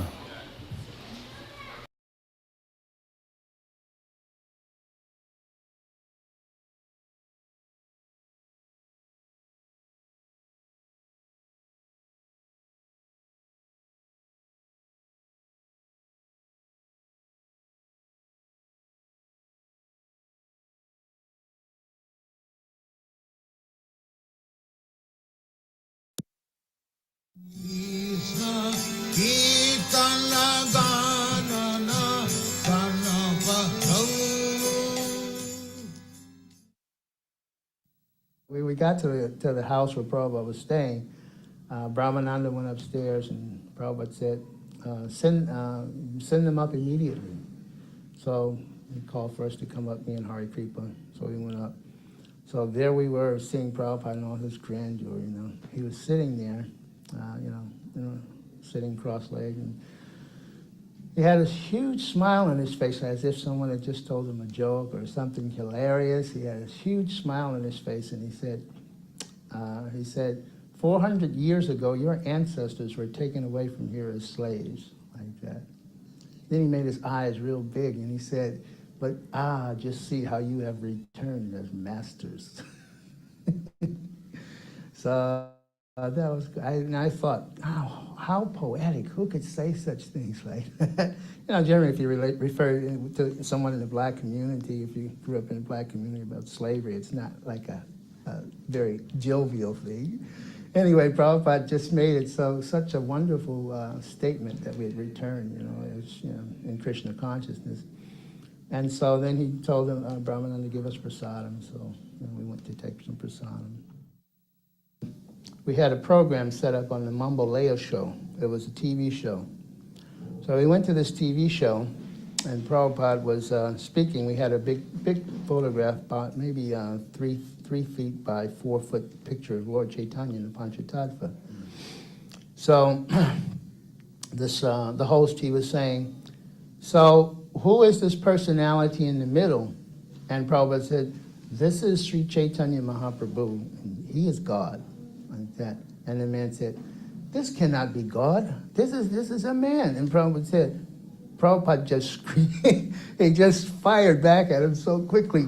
Who do you think you're like? Something like, who do you think you are who say he is not God? That he's the supreme personality of Godhead. And who are you? And the man got so upset he dropped his pencil and he was just, shaking. Prabhupada just fired back at him. I guess he thought on, a national TV show, Prabhupada, nobody would handle him like that, But Prabhupada, just like a lion, fired back. He is the supreme personality of Godhead. So that was one program we went to. So Brahmananda had given me the kind of the instruction to be the pujari, which I had no idea how to deal with deities. All I knew is that Shilavati was supposed to be the best, one to know how to serve and make, arrangements for the deity. I was in LA and she was there. And so Brahmananda had told me that he wanted me to take care of these deities, the Radha Krishna deities that someone had loaned us, one of the life members. And so we just had a platform in the room there, and the deities were there, and we just offered flowers every day. So what happened was that I'm cleaning the altar, cleaning the flowers off the altar. So Radha and Krishna are here, and I'm thinking, well, I have to move the deities. Maybe I should put Krishna on. I cleaned all around. Maybe I should put Krishna on this side and Radharani on this side. So I put Krishna on this side. I put Radharani on this side. I'm cleaning the altar. And I go out, I'm taking the flowers out, and Bhagavad comes in and yelling at me and says, Brahmananda says, you got to get in the van now. We got to go to the festival. Says, he wants you in the car right now. So I'm thinking, okay, I've thrown the flowers away, and I forgot that I left the deities like that. So we come back from the festival. Prabhupada goes into the room here. So Bhagavad comes to get me, and he says, Prabhupada wants to see you. He said he wants to know why the deities are a mile apart. He said, I said, I don't know, but Bhutabavana might know. So he said, he told me to come and get you. So I went back to the altar in the room there, and Prabhupada looks at me and he says, why are the deities like this? They are a mile apart. He says, Radha and Krishna are never separated. Why are they like that? And I said, well, I was trying to make an excuse. I said, well, Srila Prabhupada Brahmananda was telling me I had to go. And before I could finish the sentence, he said, so does that mean they should be thrown in the street? Like that. And And I was just so devastated I couldn't say anything. So I was just in shock, and Prabhupada said, should they be thrown in the street? And it's just like time just stood still. I just couldn't say anything, Oh yeah, Candy was protecting his Krishna. Yeah. It wasn't you. Yeah, well, of course I took it that it was me. And so then he just put on a broad smile, just like that. He put on a broad smile as if to say, you fool, all right. Put them together. He said, put them together. Radha and Krishna are never separated. And he said, and do it nicely. And that was the end of it. I mean, I thought that I was in a hole that I would never be able to get out. And Prabhupada just released it all just like that. Je anilo premadana koruna prachu.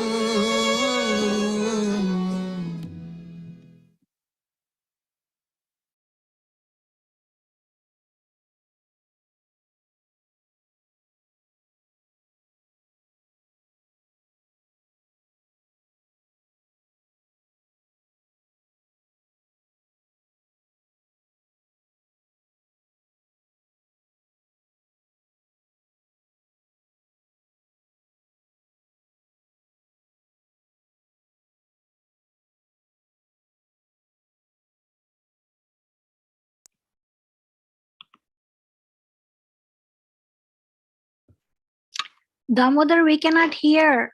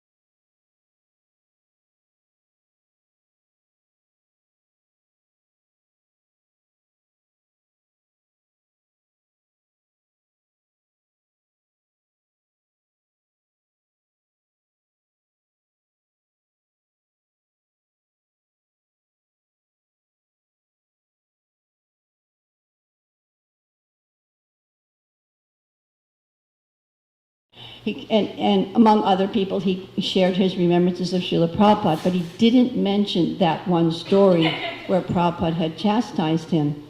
And I thought I was so smart. And I remembered reading that story, and to me, I had a similar reaction, thinking it was funny. And so I was trying to encourage him to tell that story. And he said, no, that story's there in the Leelamrita. You can read it whenever you want. And I said, no, Prabhu, you tell it. And he had exactly the same reaction. So I made him cry. And he had exactly the same reaction. So full of emotion. And then I thought, oh, darn. Why, as I was the one that pushed it. I pushed the envelope to that point. And there he is. And the temple room was even more full than it is now, of all the devotees there. And I'm pushing him, yeah, tell the story, it's funny. Because I wasn't really thinking of what it's like to be on the receiving end of that chastisement. And I actually really appreciate him telling the story here, because I didn't hear that other end when Prabhupada immediately smiled and said that. Anyway, so then afterwards, when it was, the ceremony was over, and he was out in the yard there going to take prasadam. And I went up to him and I said, I'm so sorry. And I'll say it again. I'm so sorry, Prabhu, that I did that. And he said, no, it's okay. It's part of the story. And that's what a gentle person he was. He was so kind. I just wanted to share that little bit because that's where I interacted with him. Hare Krishna, Bhutabavana, Prabhu Ki Jai.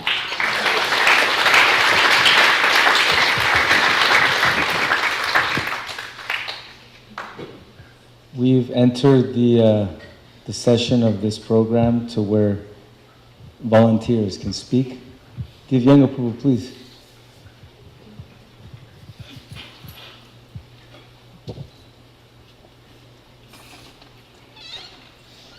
You raised your hand so fast, you won. You won. Okay, you sit down. Hare Krishna. So sorry for your loss. I love Bhutabavana, and I really was lucky to hear Shirley. I was driving in with the radio. It just sounds so funny, you and Hamtramck, you know, the neighborhood where anybody's mother could whip your ass. I thought that was hilarious. Whatever you did, it worked. I met him in '73 when I joined a van in Ann Arbor, and they were out of Cleveland. And they went to Cleveland, and he was one of the first guys I met. And, you know, he was like an older devotee. He'd been in a couple of years, you know, and so I asked him questions all the time. And he was so, I mean, he was super sweet and nice, but he was really well-read. And I would ask him questions, because I was just a hippie. I was looking for, you know, who knows what I was looking for, but didn't really know what I was looking for. But when I found the devotees, I loved it, and I just said, okay, what do you do? And so I would ask him questions all the time. And he would explain things to me, and he would show me in the Bhagavad Gita where it is. And he'd say, all you got to do, Dr. Dan, is read Prabhupada's books. And I was out selling books, and every single day when we came back, Buddha would come up to me and demand that we explain what we did, who we met, how many books we sold. He wanted to hear all about Sankirtan. He was really, really into that. His heart was that we have this special thing, and we have to share it with the others that don't have it. And he was just so sweet. Plus, we had the Michigan connection. You know, he told me, you know, we were best friends from the first day I met him. And he was a great cook. I mean, he was a really good cook, but his gloves and his sweet rice was just like amazing. And he was always nice. You know, you really couldn't get under his skin. I mean, a lot of devotees, you know, you live together, you know, in an ashram with other men, and people don't always get along. But Buddha was totally chill all the time. He was so sweet. And God, I miss him terribly. And these things are always bittersweet because I'm so happy for him because he's with Prabhupada and Krishna now, you know, and I told him to pray for me when he got there, you know. That dude, he's not that bad, you know, give him a break. I saw him at Vyasa Puja, that's, you know, and he was sitting over there. And I went up to him and I said, hey, Sam. I said, I didn't know Sam Jackson was a devotee. And I sat down next to him, he goes, that Div? I go, Buddha, what's going on? He goes, well, I'm blind, I can't see you. And I said, no, I at least recognize my voice. So we hugged and we talked for, you know, 5 minutes. And I told him he looked like crap. I said, Buddha, oh no. I said, Buddha, what are you doing? You look like crap. And he's like, yeah, I know. And he said, I can't even see. And he said, you know, and it's a wonderful thing that a devotee who has an old, you know, these robots, they get old. I mean, old age. I'm not really afraid of death. You know, you get hit by a bus and you die, you go on to your next thing. But old age, you know, with the memory and the pain and the arthritis, it's hellish. And I'm not even blind yet. I can't hear very well, but, you know, I can still see. But he hugged me, and when you were with Buddha, it was always like it used to be, you know, like 45, 50 years ago. And he was so nice. And then I did see him later, too, at other things. Like I saw him in Detroit again, I saw him in Chicago again, and it seemed like he moved around a lot. And I love his family. Had amazing kids, and of course, Shakti, she stood up for me at my wedding. Thank you. Thanks a lot. And it's all good. This is school. Krishna is trying to teach us things, and some of us are slow learners, you know, so, you know, you have to, I've been in the school of hard knocks my whole life, but I've loved Bhutabavana, and I love you, Shakti. And, I mean, these kids, they're saintly kids. It's amazing. And it just goes on. It's a dynasty. You know, you see the little kid looks like a mini Buddha, you know. Kids, they'll be making gloves and sweet rice and stuff, and call chicken pakoras, man. And then everybody that knew Buddha loved Buddha. Like he said, he never even heard him raise his voice. I mean, heard him swear once? What the hell is that? Who is this guy? Amazing. Thank you so much. It's so nice to be able to see the family. And like I said, hearing Shirley talk was one of the funniest things I ever heard. I just loved it. So thank you so much. Hare Krishna Prabhu. Bhutabavana ki jai.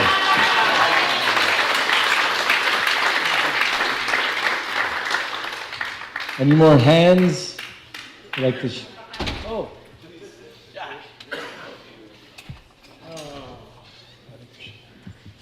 Wow. Sorry I'm so late here. Wow, such an effulgent assembly here. I still remember the last time I saw Bhutabavana here during those festival days. It was beautiful, I saw Shakti Mata just walking so nicely with Bhuta, and he just seemed like, I know there was some physical things going on, but I just felt like he was just so there, and it was just, it was nice, I kind of appreciate the fact that whether we're in really, really good health or whether we're kind of on the checkout line, Krishna consciousness is just amazing, what it does for us. So I have to say kind of regretfully that I didn't take advantage of directly of Bhutabhavana's association as much as, I hear so many nice things about him.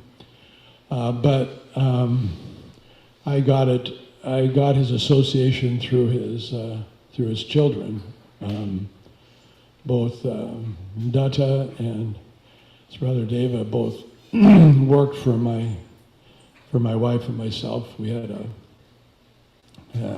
we were up in Jacksonville. We had a area rug store, and I don't know. It's been a while. I don't know since we were there, but they were just, totally amazing in how I don't know how to describe it. Just very reliable and just very very jolly, very nice like that. I also I think that I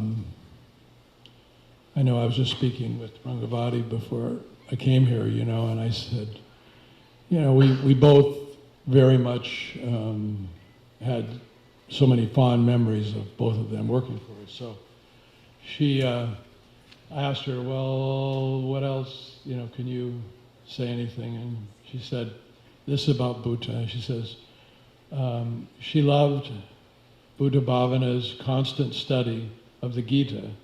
He understood the message and lived it. And I just find it amazing that, Bhutabhavana was just, he was so quiet, in so many ways, but you can see the power of just being himself, he raised such nice children, took nice care of his wife, and was a real shining example of how Krishna consciousness, how it gives us all life, and that's just a nice example. And look at this assembly of of devotees here. It's amazing. Hare Krishna. Thank you very much.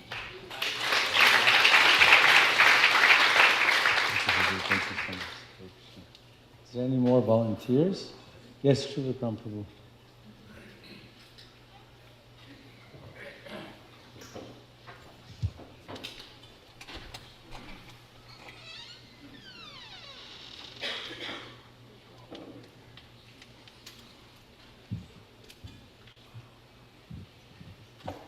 Hare Krishna, everybody. On behalf of my family members, I'd like to express our heartfelt condolences to the families of Bhutabavana, well wishes, friends. May Lord Krishna grant you comfort and solace in this trying time.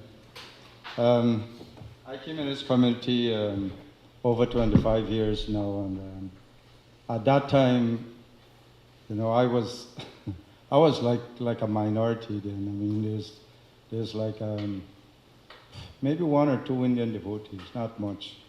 And so sometimes Bhutabavana Prabhu would come around and, you know, talk to me and, you know, encourage me a little.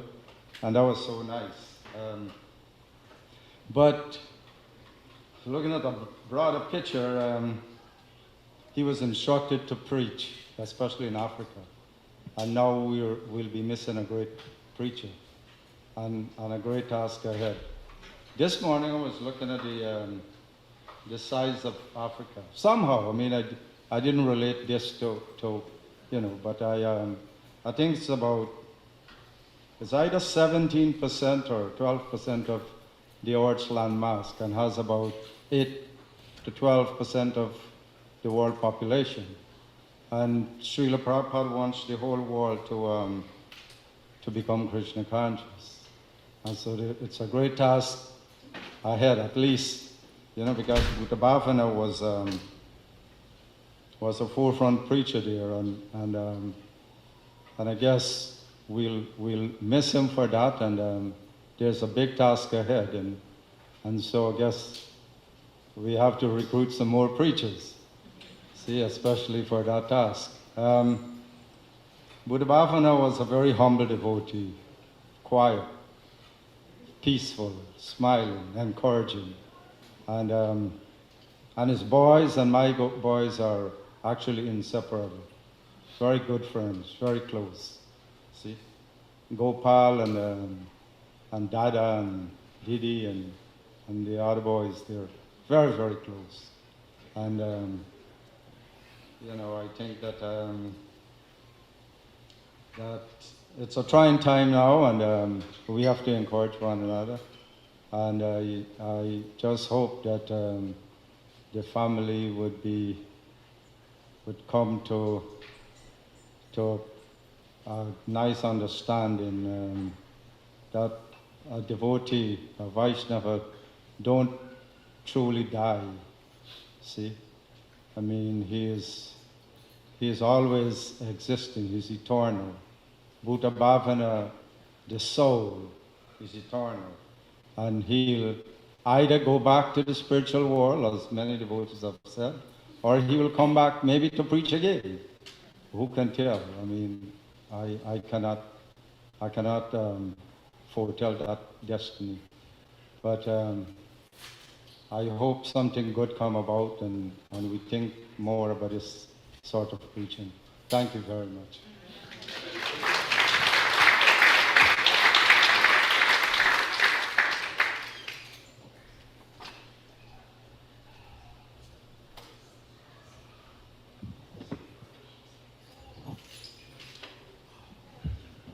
Hare Krishna. My name is Ekadashi Vrata, and somehow I'm feeling like really nervous. I don't know why, but Divyanga Prabhu encouraged me with his humor. So I felt, and I just wanted to share. I can't say anything personal about Bhutabavana Prabhu because I didn't know him that well, honestly, but I think parents always like to know that their children have done something wonderful to inspire others. And so I want to thank Bhutabavana Prabhu and Shakti Mata because my sons, they went on the summer trip. I think almost everyone, you had at least one of my sons or two. Yeah, and I mean, and Dattatreya was a big part of that. And of course, that is something that comes from his parents. So thank you for that. Also inspired because, Bhutabavana and Shakti Mata Prabhu are one of the rare couples who have kept their marriage together for so many years. Till death do us part is a very long time. And in our movement, we don't have a lot of examples like that. So thank you for that also. Thank you also because my sons also have, we're good friends with, especially with Didi and Jaya. And so I'm grateful for that. And if Didi had married my daughter like I wanted him to, I would have been part of the family. But that didn't happen. So then I would have had more to say, but anyway. But thank you so much. Hare Krishna. TMI, TMI. So I felt inspired while Haripriya situates herself to share some kind words. I heard, so many wonderful qualities of Bhutabavana Prabhu, and Krishnadas Kaviraj Goswami, the author of Sri Chaitanya Charitamrita, he writes about the 26 qualities of a Vaishnava. And I just wanted to read them. For those who know Bhutabavana Prabhu, you can meditate on the qualities that you hear, which I'm guessing they're going to be all 26. And also it's just a nice meditation to, cultivate those qualities within our own hearts. So I'll start with the first one. He's very kind to everyone. He does not make anyone his enemy. He is truthful. He is equal to everyone. No one can find any fault in him. He is magnanimous. He is mild. He is always clean. He's without possessions. He works for everyone's benefit. He is very peaceful. He is always surrendered to Krishna. He has no material desires. He is very meek. He is steady. He controls his senses. He does not eat more than required. He is not influenced by the Lord's illusory energy. He offers respect to everyone. He does not desire any respect for himself. He is very grave. He is merciful. He is friendly. He is poetic, expert, and silent. Haribo, Bhutabavana Prabhu ki.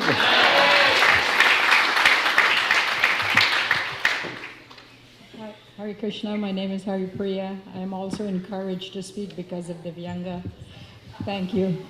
I met the family when they moved here. I think Jaya was little, Sachi was little, so I was more friends with Shakti. But one thing I remember that sticks out is that my dad and Bhutabavana become friends, really fast. And they always talk about each other. The last thing I spoke to your husband was my dad, and he was telling me how sorry he was that my dad had left. Also, he was an amazing dad to his sons, but also to my son, because I know Sachi, my youngest son, always wanted to go to your house. Always wanted to go because he and Jaya was like best friends. I would get angry at him. I had to drive all the way to La Crosse. I end up living in La Crosse now. When you guys were living in the back, and drop him off, pick him up. So I appreciate that because they didn't have a father figure in their lives, so they had to, extract male energy, our father figure, our father love from different places. And I know that your dad made a big impact in his life. Didi and my oldest son, Kana, is good friends. They hang out, but I don't think he came to your house as much as Sachi did with Jaya. They were, and Sachi always say that how much of a good father Bhutabavana Prabhu is. So I thank you for that, for opening your house to my kids. And when when they were younger, I would do a big birthday party, but as they get older, I limited them. You can have, because their birthday is close to each other, so I would like, you can have so many friends, you can have so many friends. So the friends that they always pick is Jaya and Didi. Khan would pick Didi, Sachi would pick Jaya, and so, you know, I appreciate the love that Bhutabavana Prabhu give to my, mostly Sachi, but to my kids. Thank you. That reminds me of the first time I went to Dada and Didi's house. I remember it was like totally up my alley because I remember there was like bunk beds and you know, I'm like, man, this is cool. Like kids hanging out with a Jaya, like hanging upside down. And there was X-Men figurines. We were watching X-Men. And then when it came for lunchtime, Bhutabavana Prabhu came with this, you know, huge pot of mac and cheese. And man, it was the best mac and cheese. It was like mac and cheese, you know? And then, you know, and then after that, you know, usually you're used to eating cakes for birthdays. He pops out a cake and starts cutting a cake. I'm like, cake for lunch? Anybody else would like to share some words? Anybody else?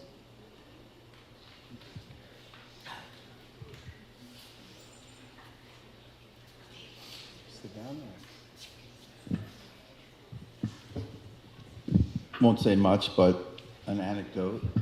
It was like a long-term anecdote, you know, because there was this devotee, Hari Kripa, and I actually knew him before I joined. And he came to Henry Street, and he was there same time Bhutabavana was there in Brooklyn in 71, 2. And because he's African American, but I knew him, I lived with him in Hawaii before, but I always recognized him. He walked by me one day, he said something to me. I said, oh my God, you're Hari, right? Because his head was all shaved and totally different. And then him and Bhutabavana became friends, and they both went to Africa together.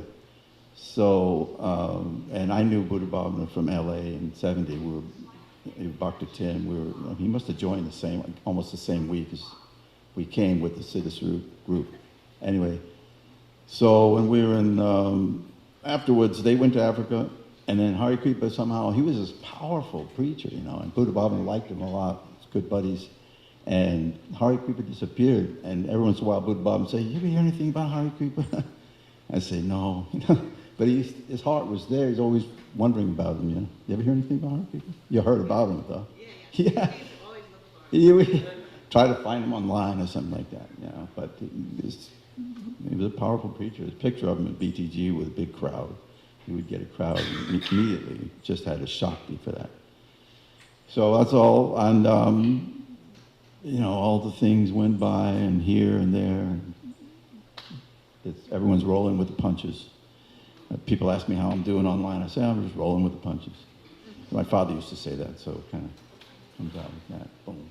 I guess it's like father was a boxing fan at one point or something. Okay, thanks a lot. All glory to Bhutabavana.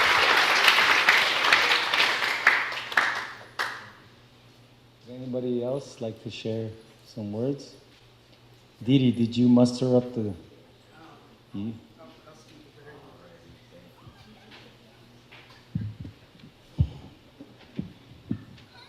right, well, one, I want to thank you all for coming.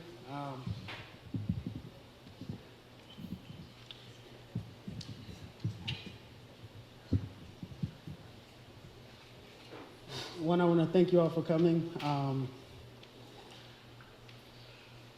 Honestly, I didn't expect as many people to show up as that are here, and I'm very grateful. This is like my dad's. This is like his gold right here.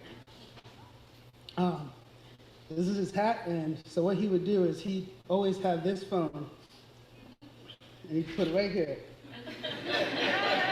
on the top of his hat.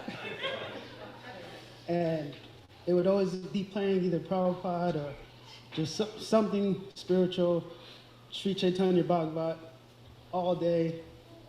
It'd always be playing, and he'd just be wearing his hat. So if you saw him with his hat on, you might have seen the indentation.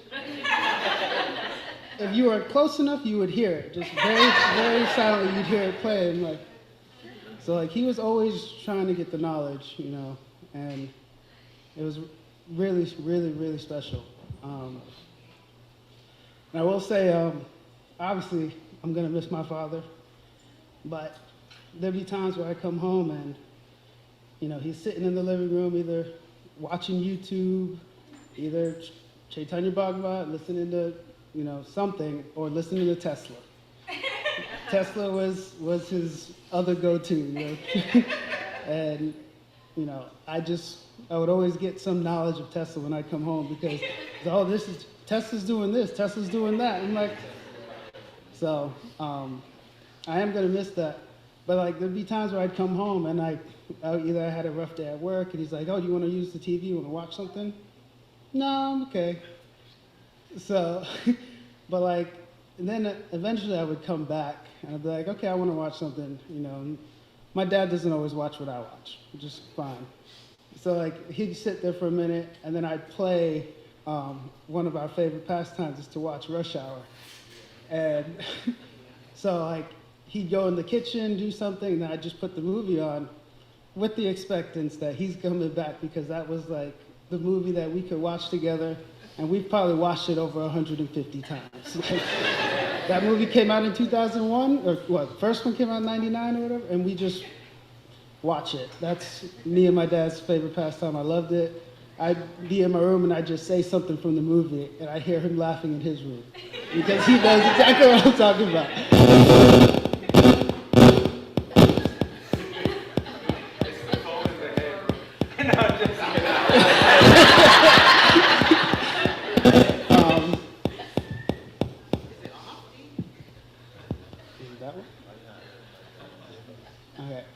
But yeah, so like, it was always just very pleasant, and like they said, he's very, very calm, and always wise when it came to, like, if I had issues, and I mean, you know, he'd say, turn the other cheek if I ever got into an altercation or something like that, and you know, my mom's not the one to say turn the other cheek.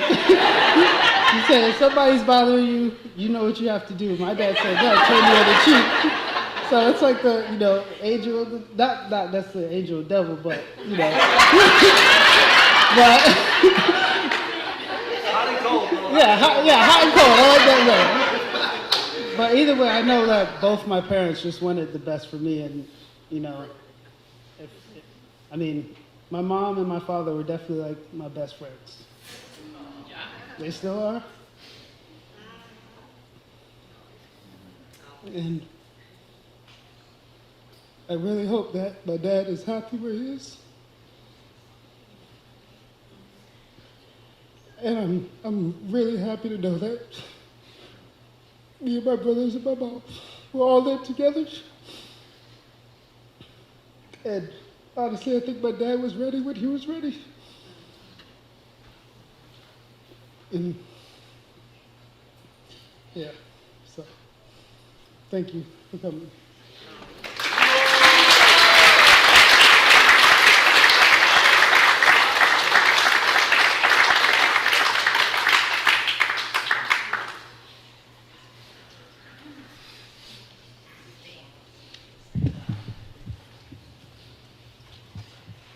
Hello, everyone.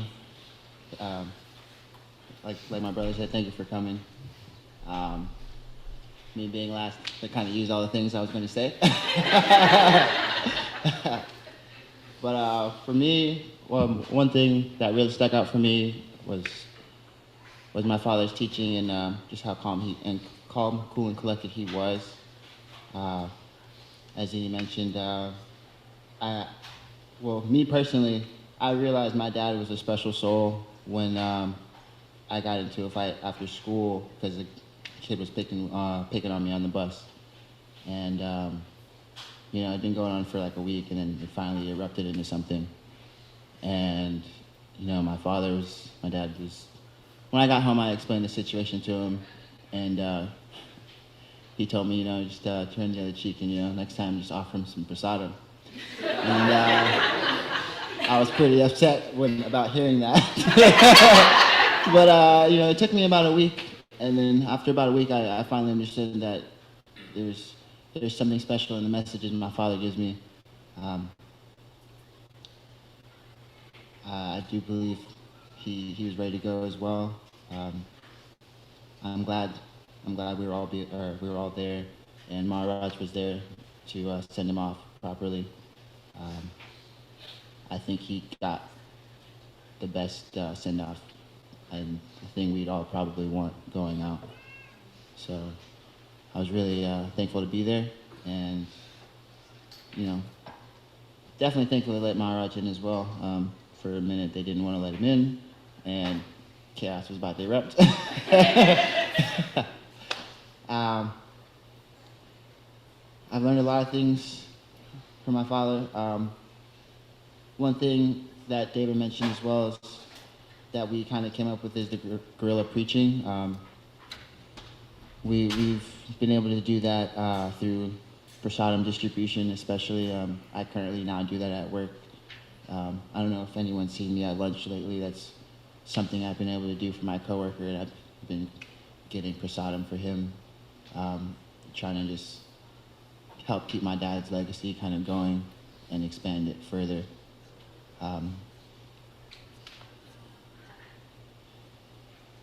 He was a great soul. I really hope he's not lingering around too long. I hope we can all celebrate his life and give him the send-off he needs. You know, I think, no, I know he's okay, and I know he's in a better place than he was. At times, I would talk to him because he handled his age and his pain very well. He didn't ever complain about anything, and I could see, you know, I'm you know, we're all aware. We can kind of see when someone's in pain, even if they don't have to say anything. But he took it very well, and taught me a lot of things in that regard. You know, just staying positive and being able to focus on the future and your next steps. So with that, I'm going to continue to try to focus on my next steps and, you know, try to keep his legacy going and be a better person for him every day. You know, I hope we can all do the same. Thank you.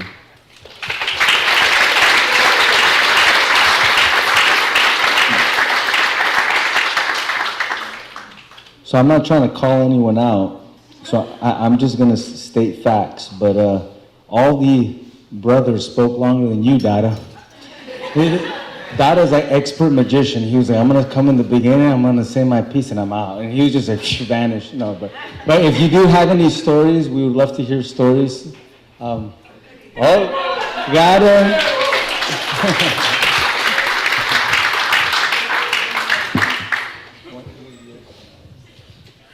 Thank you everybody for coming.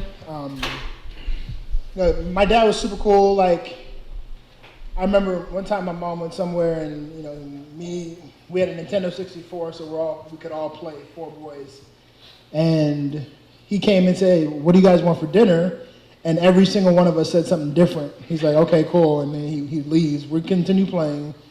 And then my mom wanted us to help cook. You know, she's like, I'm not cooking this for you. You guys are going to eat all this food. Y'all got to come help me. And we're like, we're trying to do other things, play, whatever. But my dad would he would just cook, and we'd just show up, and there'd be food there. And so he comes in and says, hey, dinner's ready. And he came and made everybody what they wanted. And it was like, yo, what's going on? Like, this was awesome, you know. And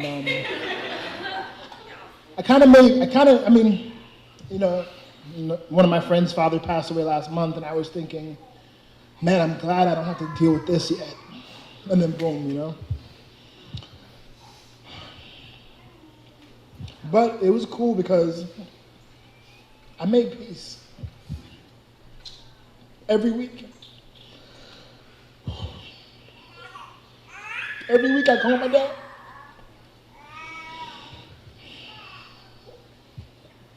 You don't know, you never know.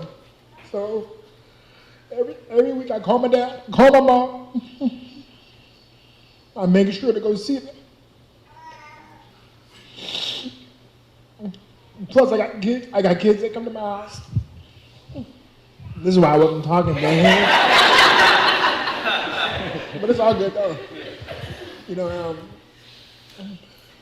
probably 18 months or so. I call my dad every week. I call my mom every week.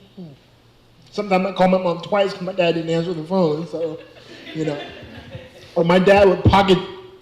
Some of my friends know, like Keish, or my wife knows for sure. I pocket dial people a lot, all the time, and so my dad would always pocket dial me, and I'd call, and so I'd talk to him, and then or I would drive buses, and I'm getting a little tired, whatever. I can call my dad at 2 a.m, talk to him for 2 hours, and like, talk to my mom. She gets tired, and she'll pass me on to my dad, and I can talk to him, and I would always, hear about. My dad told me, he said, yeah, when I was in the 70s, Shirley said, yeah, I saw some people in some orange robes. I think you'll like them. And then he's like, yeah, I went to the temple, and then there you go. Like, he told me, he's like, you got him to be a devotee. I remember my dad would make glubjamins. Glubjamins are like round pancakes soaked in syrup, basically. So he'd make glubjamins all the time, but I was sick of glubjamins. I would tell Jaya and Vishnu, hey, you give me pizza and I'll give you glubjamin, and we would switch all the time. And we would have a blast, and we were always hanging out. And my dad would play, Mahabharat. We had the Mahabharat videotapes. We watched that all the time. I mean, I remember Jaya. He was like a baby, could barely crawl. He could turn the TV on, and he knew like which recording by the numbers had the fight scenes on it. He put those on. And, we went to New Taliban one time, and we were playing Jeopardy, and I was winning all the Chaitanya Charitamrita questions, and I'm like, I never read it, but my dad would play it all the time, so I would I knew this person on the tree, this brand, I knew so much just for my dad listening while he's cooking, or we're playing with toys, and I just hear it in the background. You gotta tell us the story of what they have learned not to do, bro. Basically something happened where, I don't know, I was doing something, messing with one of my brothers, and my dad said something like, why don't you go to your room or something? I said, I don't want to. I was like, something like, I don't know, why don't you wash the dishes? I said something like, because I don't want to. And I don't know, it was just, he got super upset. He chased me out the room and like tried to swat at me a few times. And I was like, oh, snap, but I never really seen him get angry. Like, never. Same thing, I would always say, like, my dad would be turned the other cheek, and my mom would be, like, punching me in his face. Like, it was always, like, it was never, yeah, man. I got my chill from my dad and my fire from my mom. I always told everybody that, but it was a blessing. So many times my father loved Thanksgiving, because he loved when we'd go to Aunt Shirley's house. The whole family would be there. Friends would come. We'd do a big magic show. We'd have a blast. My dad loved, like, having his family with his other family and coming together. So, and he loved making the peanut butter cookies and sharing food with everybody. So, but I have nothing bad to say about my dad. He was such a sweet soul. I'll definitely miss him. Please, make sure you keep in touch with your parents, because you never know, when is their time. So, thank you.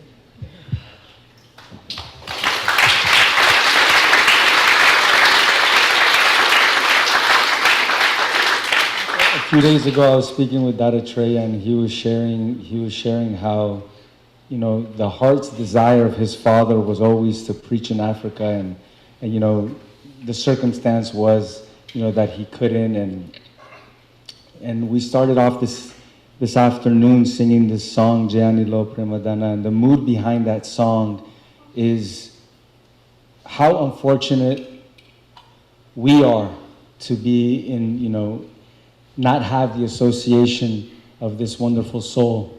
And, but at the same time, it's a joyous celebration, because people in his level of consciousness, we know that his heart's desire, he will continue his heart's desire. And wherever he is, Mama Janmani Janmani Sware, Chaitanya Mahaprabhu says, birth after birth, let me just be in service with you. And Bhutabavana Prabhu definitely carries that mood within his heart. So, wherever he is with Krishna, Srila Prabhupada, wherever he's being sent, he will be following his heart's desire. And Bhutabavana Prabhu Ki Jai. And just one other thing, because Dadacharya was saying how, you know, to honor your parents or even devotees within our community. When Dada told me that you know his burning desire was always to preach in Africa, but for some reason he couldn't, I felt, you know, within myself, I was just like, oh man, I wish I would have known that 5-10 years ago. You know, somehow I've made friends and connections with people who are doing preaching in Africa, and I mean, you know, of course, the mind wants to meet, oh man, I could have set up some Zoom things. I could have done something to like appease his burning desire. But one thing that I don't regret is just a few, like maybe 3 weeks before he passed, it was either a Sunday feast or something, and I saw him, and he was walking towards Prashadam with his wife, and you know, I just asked him, Haribol Prabhu Bhutabavana, this is Kish, how are you doing? And I always remember him smiling. Whenever I ever approached him, always he had this beautiful smile like we saw in the video that's just, you know, ear to ear. And he was like, I'm good. And, you know, I could tell that he was having the problem with his sight and everything, but he was still peaceful. And of course, you know, the passionate mind immediately, you know, we're walking very slow to the pavilion, very slow. And, you know, something's pulling me here, something's pulling me there in my mind. And I told my mind, I was like, no, just stay peaceful, walk the whole way, be with him. Because something in my heart was like, maybe you never know, this may be the last time you have this interaction with him. And it was, and I was so, I feel so glad that I was able to quiet down and slow down, you know, my mind and be able to be with him. Then he sat down, and then I gave parting words, and it was the last time I got to share something with your father. And, but yeah, you know, in that mood of let's take advantage of not only our parents, but let's take advantage of these wonderful community members, this beautiful family Srila Prabhupada gave us, and how we can connect on a more consistent basis. It's difficult. Everyone has their lives and everything, but sometimes what I learned from that interaction with him was slow down, you know, and I appreciate that. Jai Hari, you wanted to say something?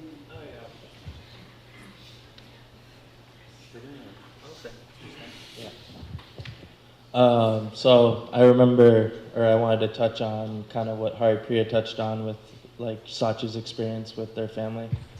When I was younger, my mom she was dealing with health issues, so she was very sick. I was probably, 8 or 9 at the time or something. And she had to go to either India or a health clinic somewhere for a month. And she was looking for a family that would, be able to take care of me for like a month or something. And so she was asking some of her friends and everything. And then Shakti Mata and Bhutabavana Prabhu were, for some reason, I don't know why, they already had 4 boys in their house. And, probably, living on a certain amount of money every month. They were like, okay, we'll take on one more boy. And I'm pretty sure everybody who knew me growing up knew, like, if there was one word to describe me, it was like, not easy.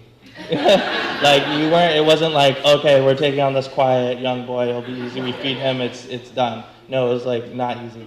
So, it was special to go there and then be able to see all the qualities that everyone's explained today.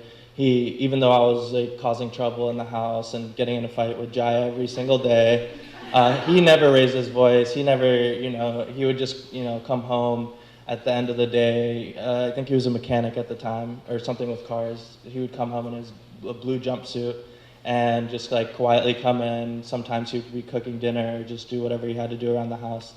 But he was always a peaceful, calm presence, and like he showed me what it meant to be like a father figure and not have to say much, but be there, be around, and be what you need to be and provide.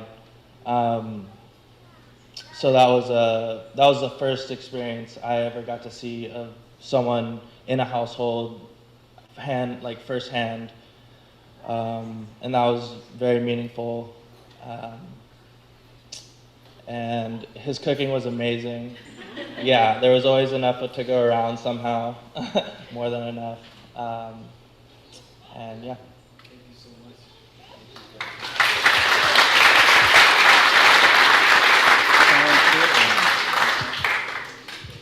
Bhakti Marks is on Zoom. Try my best. I was fighting myself so hard to get up here. And I am Shirley's son, and I guess at this point I'm the biggest cousin of all these boys. So when I saw my little cousin get up here and how he fought so hard, he spoke to me that I just had to come speak to you guys about my uncle. And I guess two of the things that I hear so many of you guys talking about is his cooking and and also his soul, his just that sweet soul that just smiled and everything about my uncle. And I just want to tell you, all you guys, that it's one more person that I hope that you know he's with right now that he got it from, and it was my grandmother, Leona. Like, she was the best cook. She was the sweetest person you ever met in your life, and I always felt like, even my mom, my Aunt Gloria, and Uncle Tim, they all have it, you know, just some of the sweetest people you ever meet in your life. And my mom moved us, well, I was born in Atlanta, so I didn't grow up with all them, but it was just like one of the best things for me every year. If it was Christmas or if it was Thanksgiving, we would come to Detroit, and I got to see all my cousins, you know. And just want y'all to know, you know, I love y'all so much, and I'm missing so much too. And I wish I had more stories and things I could think of. There's so much I think of him, but, you know, it's just, I'm still a little choked up myself, but thank you guys for sharing your words and letting me know how much y'all love my uncle as well.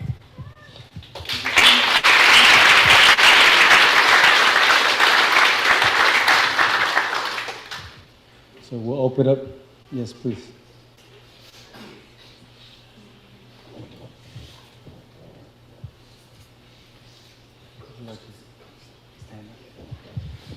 Hello. Hello. Hey, my name is Wayne Duarica, and I met Shirley and Tim through Jai and Deva, and they're awesome people. I'm a registered nurse. I work at Shands. Well, I no longer work there, but I was a registered nurse. I'm still a registered nurse. I just don't work at nursing anymore. And I saw Tim. I've been seeing Tim for a long time, you know, since we became friends. The last time I saw him was at David's wedding. And he told me that he couldn't see, that he was blind. And I felt really bad because I didn't know that. And then when I heard that he passed away, also this was very shocking to me. But I had to be here. I went to the his cremation ceremony, and I came to this memorial service. And I sat back here and I listened to what everybody had to say about him. And he's an awesome guy. And it moves me, right? You know, I sat back there and just like the gentleman here said, you know, I didn't want to come up, but I had to. Because I had to let people know, man, what a great guy he was. I met him, again, like I said, through his kids. But he never said much. He came to my house. I went to his house. I had Thanksgiving. We went to his house one day for Thanksgiving. You know, and they're vegetarian, and I'm meat eater. I'm a meat lover, so sorry. But the food was very good. He's an awesome cook. And I know that we're gonna miss him. I'm gonna miss him. But I'll be remiss, right, if I don't say this. This is what I want to say. I want to leave you guys with these words.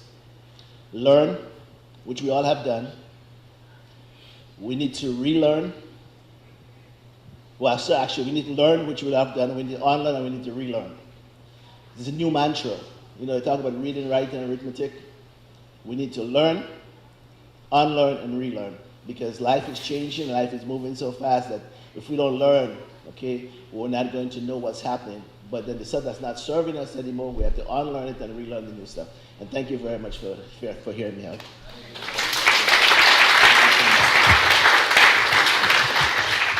So one of Bhutabavana Prabhu's godbrother would like to share something. He's on Zoom right now. Dattatreya traveled with him. Everybody knows him as the walking monk, and he's walking.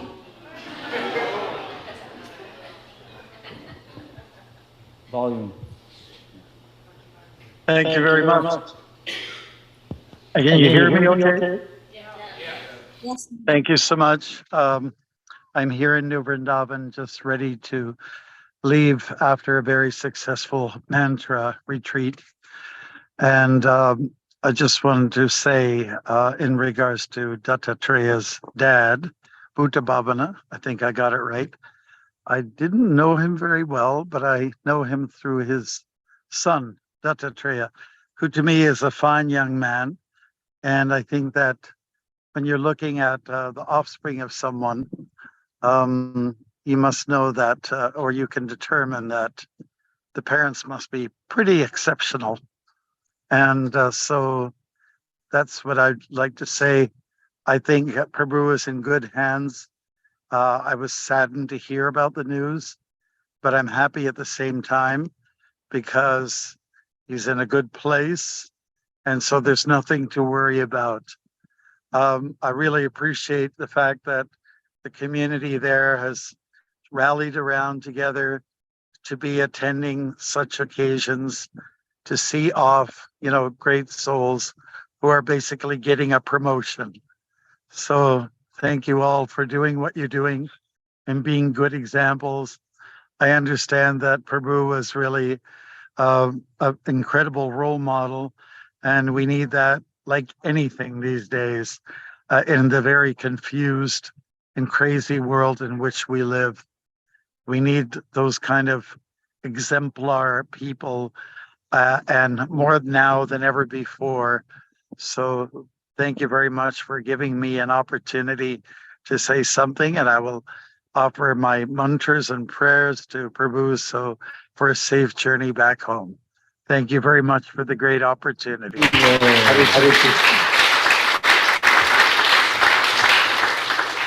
So we're just a couple minutes to our end time, and I think that's definitely a nice way to close the ceremony. I'll ask Shakti Mata if you'd like to share some closing words before.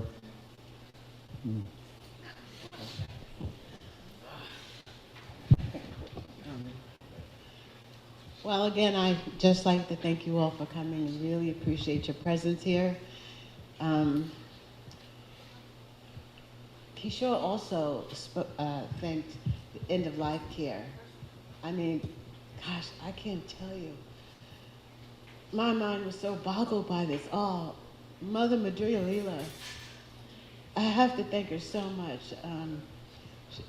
And putting in the video of Bhutabavana was a special treat, but this community did this. They helped to say goodbye to Bhutabavana for us.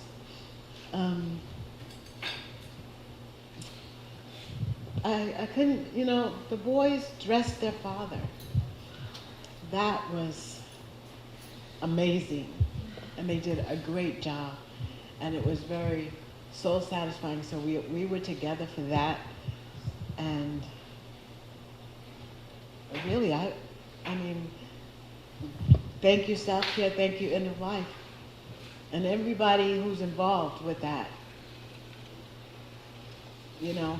All donations should go to them because they really helped. They did this.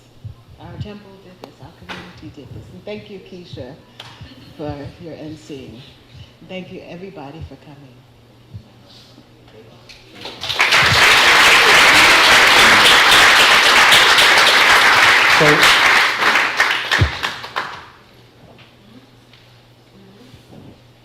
So Bhutabavana Prabhu he didn't just want to feed all of you, he wants to feed the whole community. So the prasadam will be at 5:30. We hope you can stay around. In 15 minutes, the service in the temple is going to start. But to end this beautiful gathering, and to give our well wishes and enthusiasm and love to the Knighton family, we're going to do 3 big Hari Bols. Hari Bol basically means praise the Lord. And because when my mother passed, before she passed, she was saying, please have a celebration. And I'm sure Bhutabavana's on that same boat, celebrating. So what better way to celebrate than with the chanting of everybody together and the instruments of Chaitanya Mahaprabhu. So we say Hari Bol 3 times.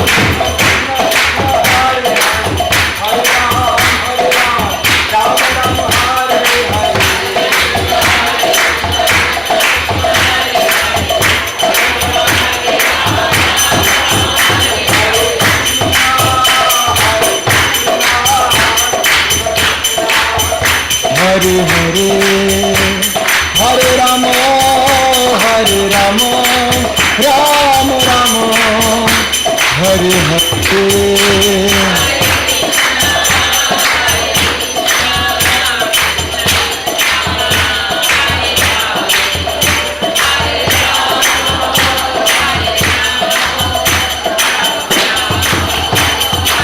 Oh Jaya Jaya Prabhupada, Prabhupada, Prabhupada, Jaya Jaya Prabhupada.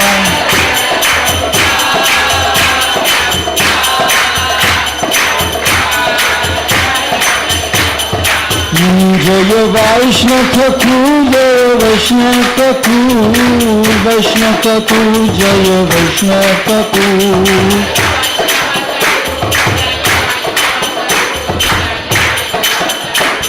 Nitai Gaur Hari Bol, Hari Bol, Hari Bol, Gaur Hari Bol.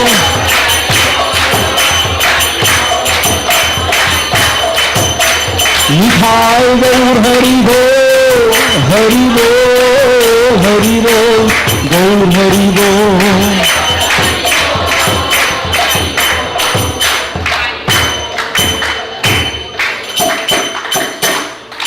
Nitai Gaura Premanande, His Grace Bhutabavana Prabhu Ki, Srila Prabhupada Ki, Nitai Gaura Premanande.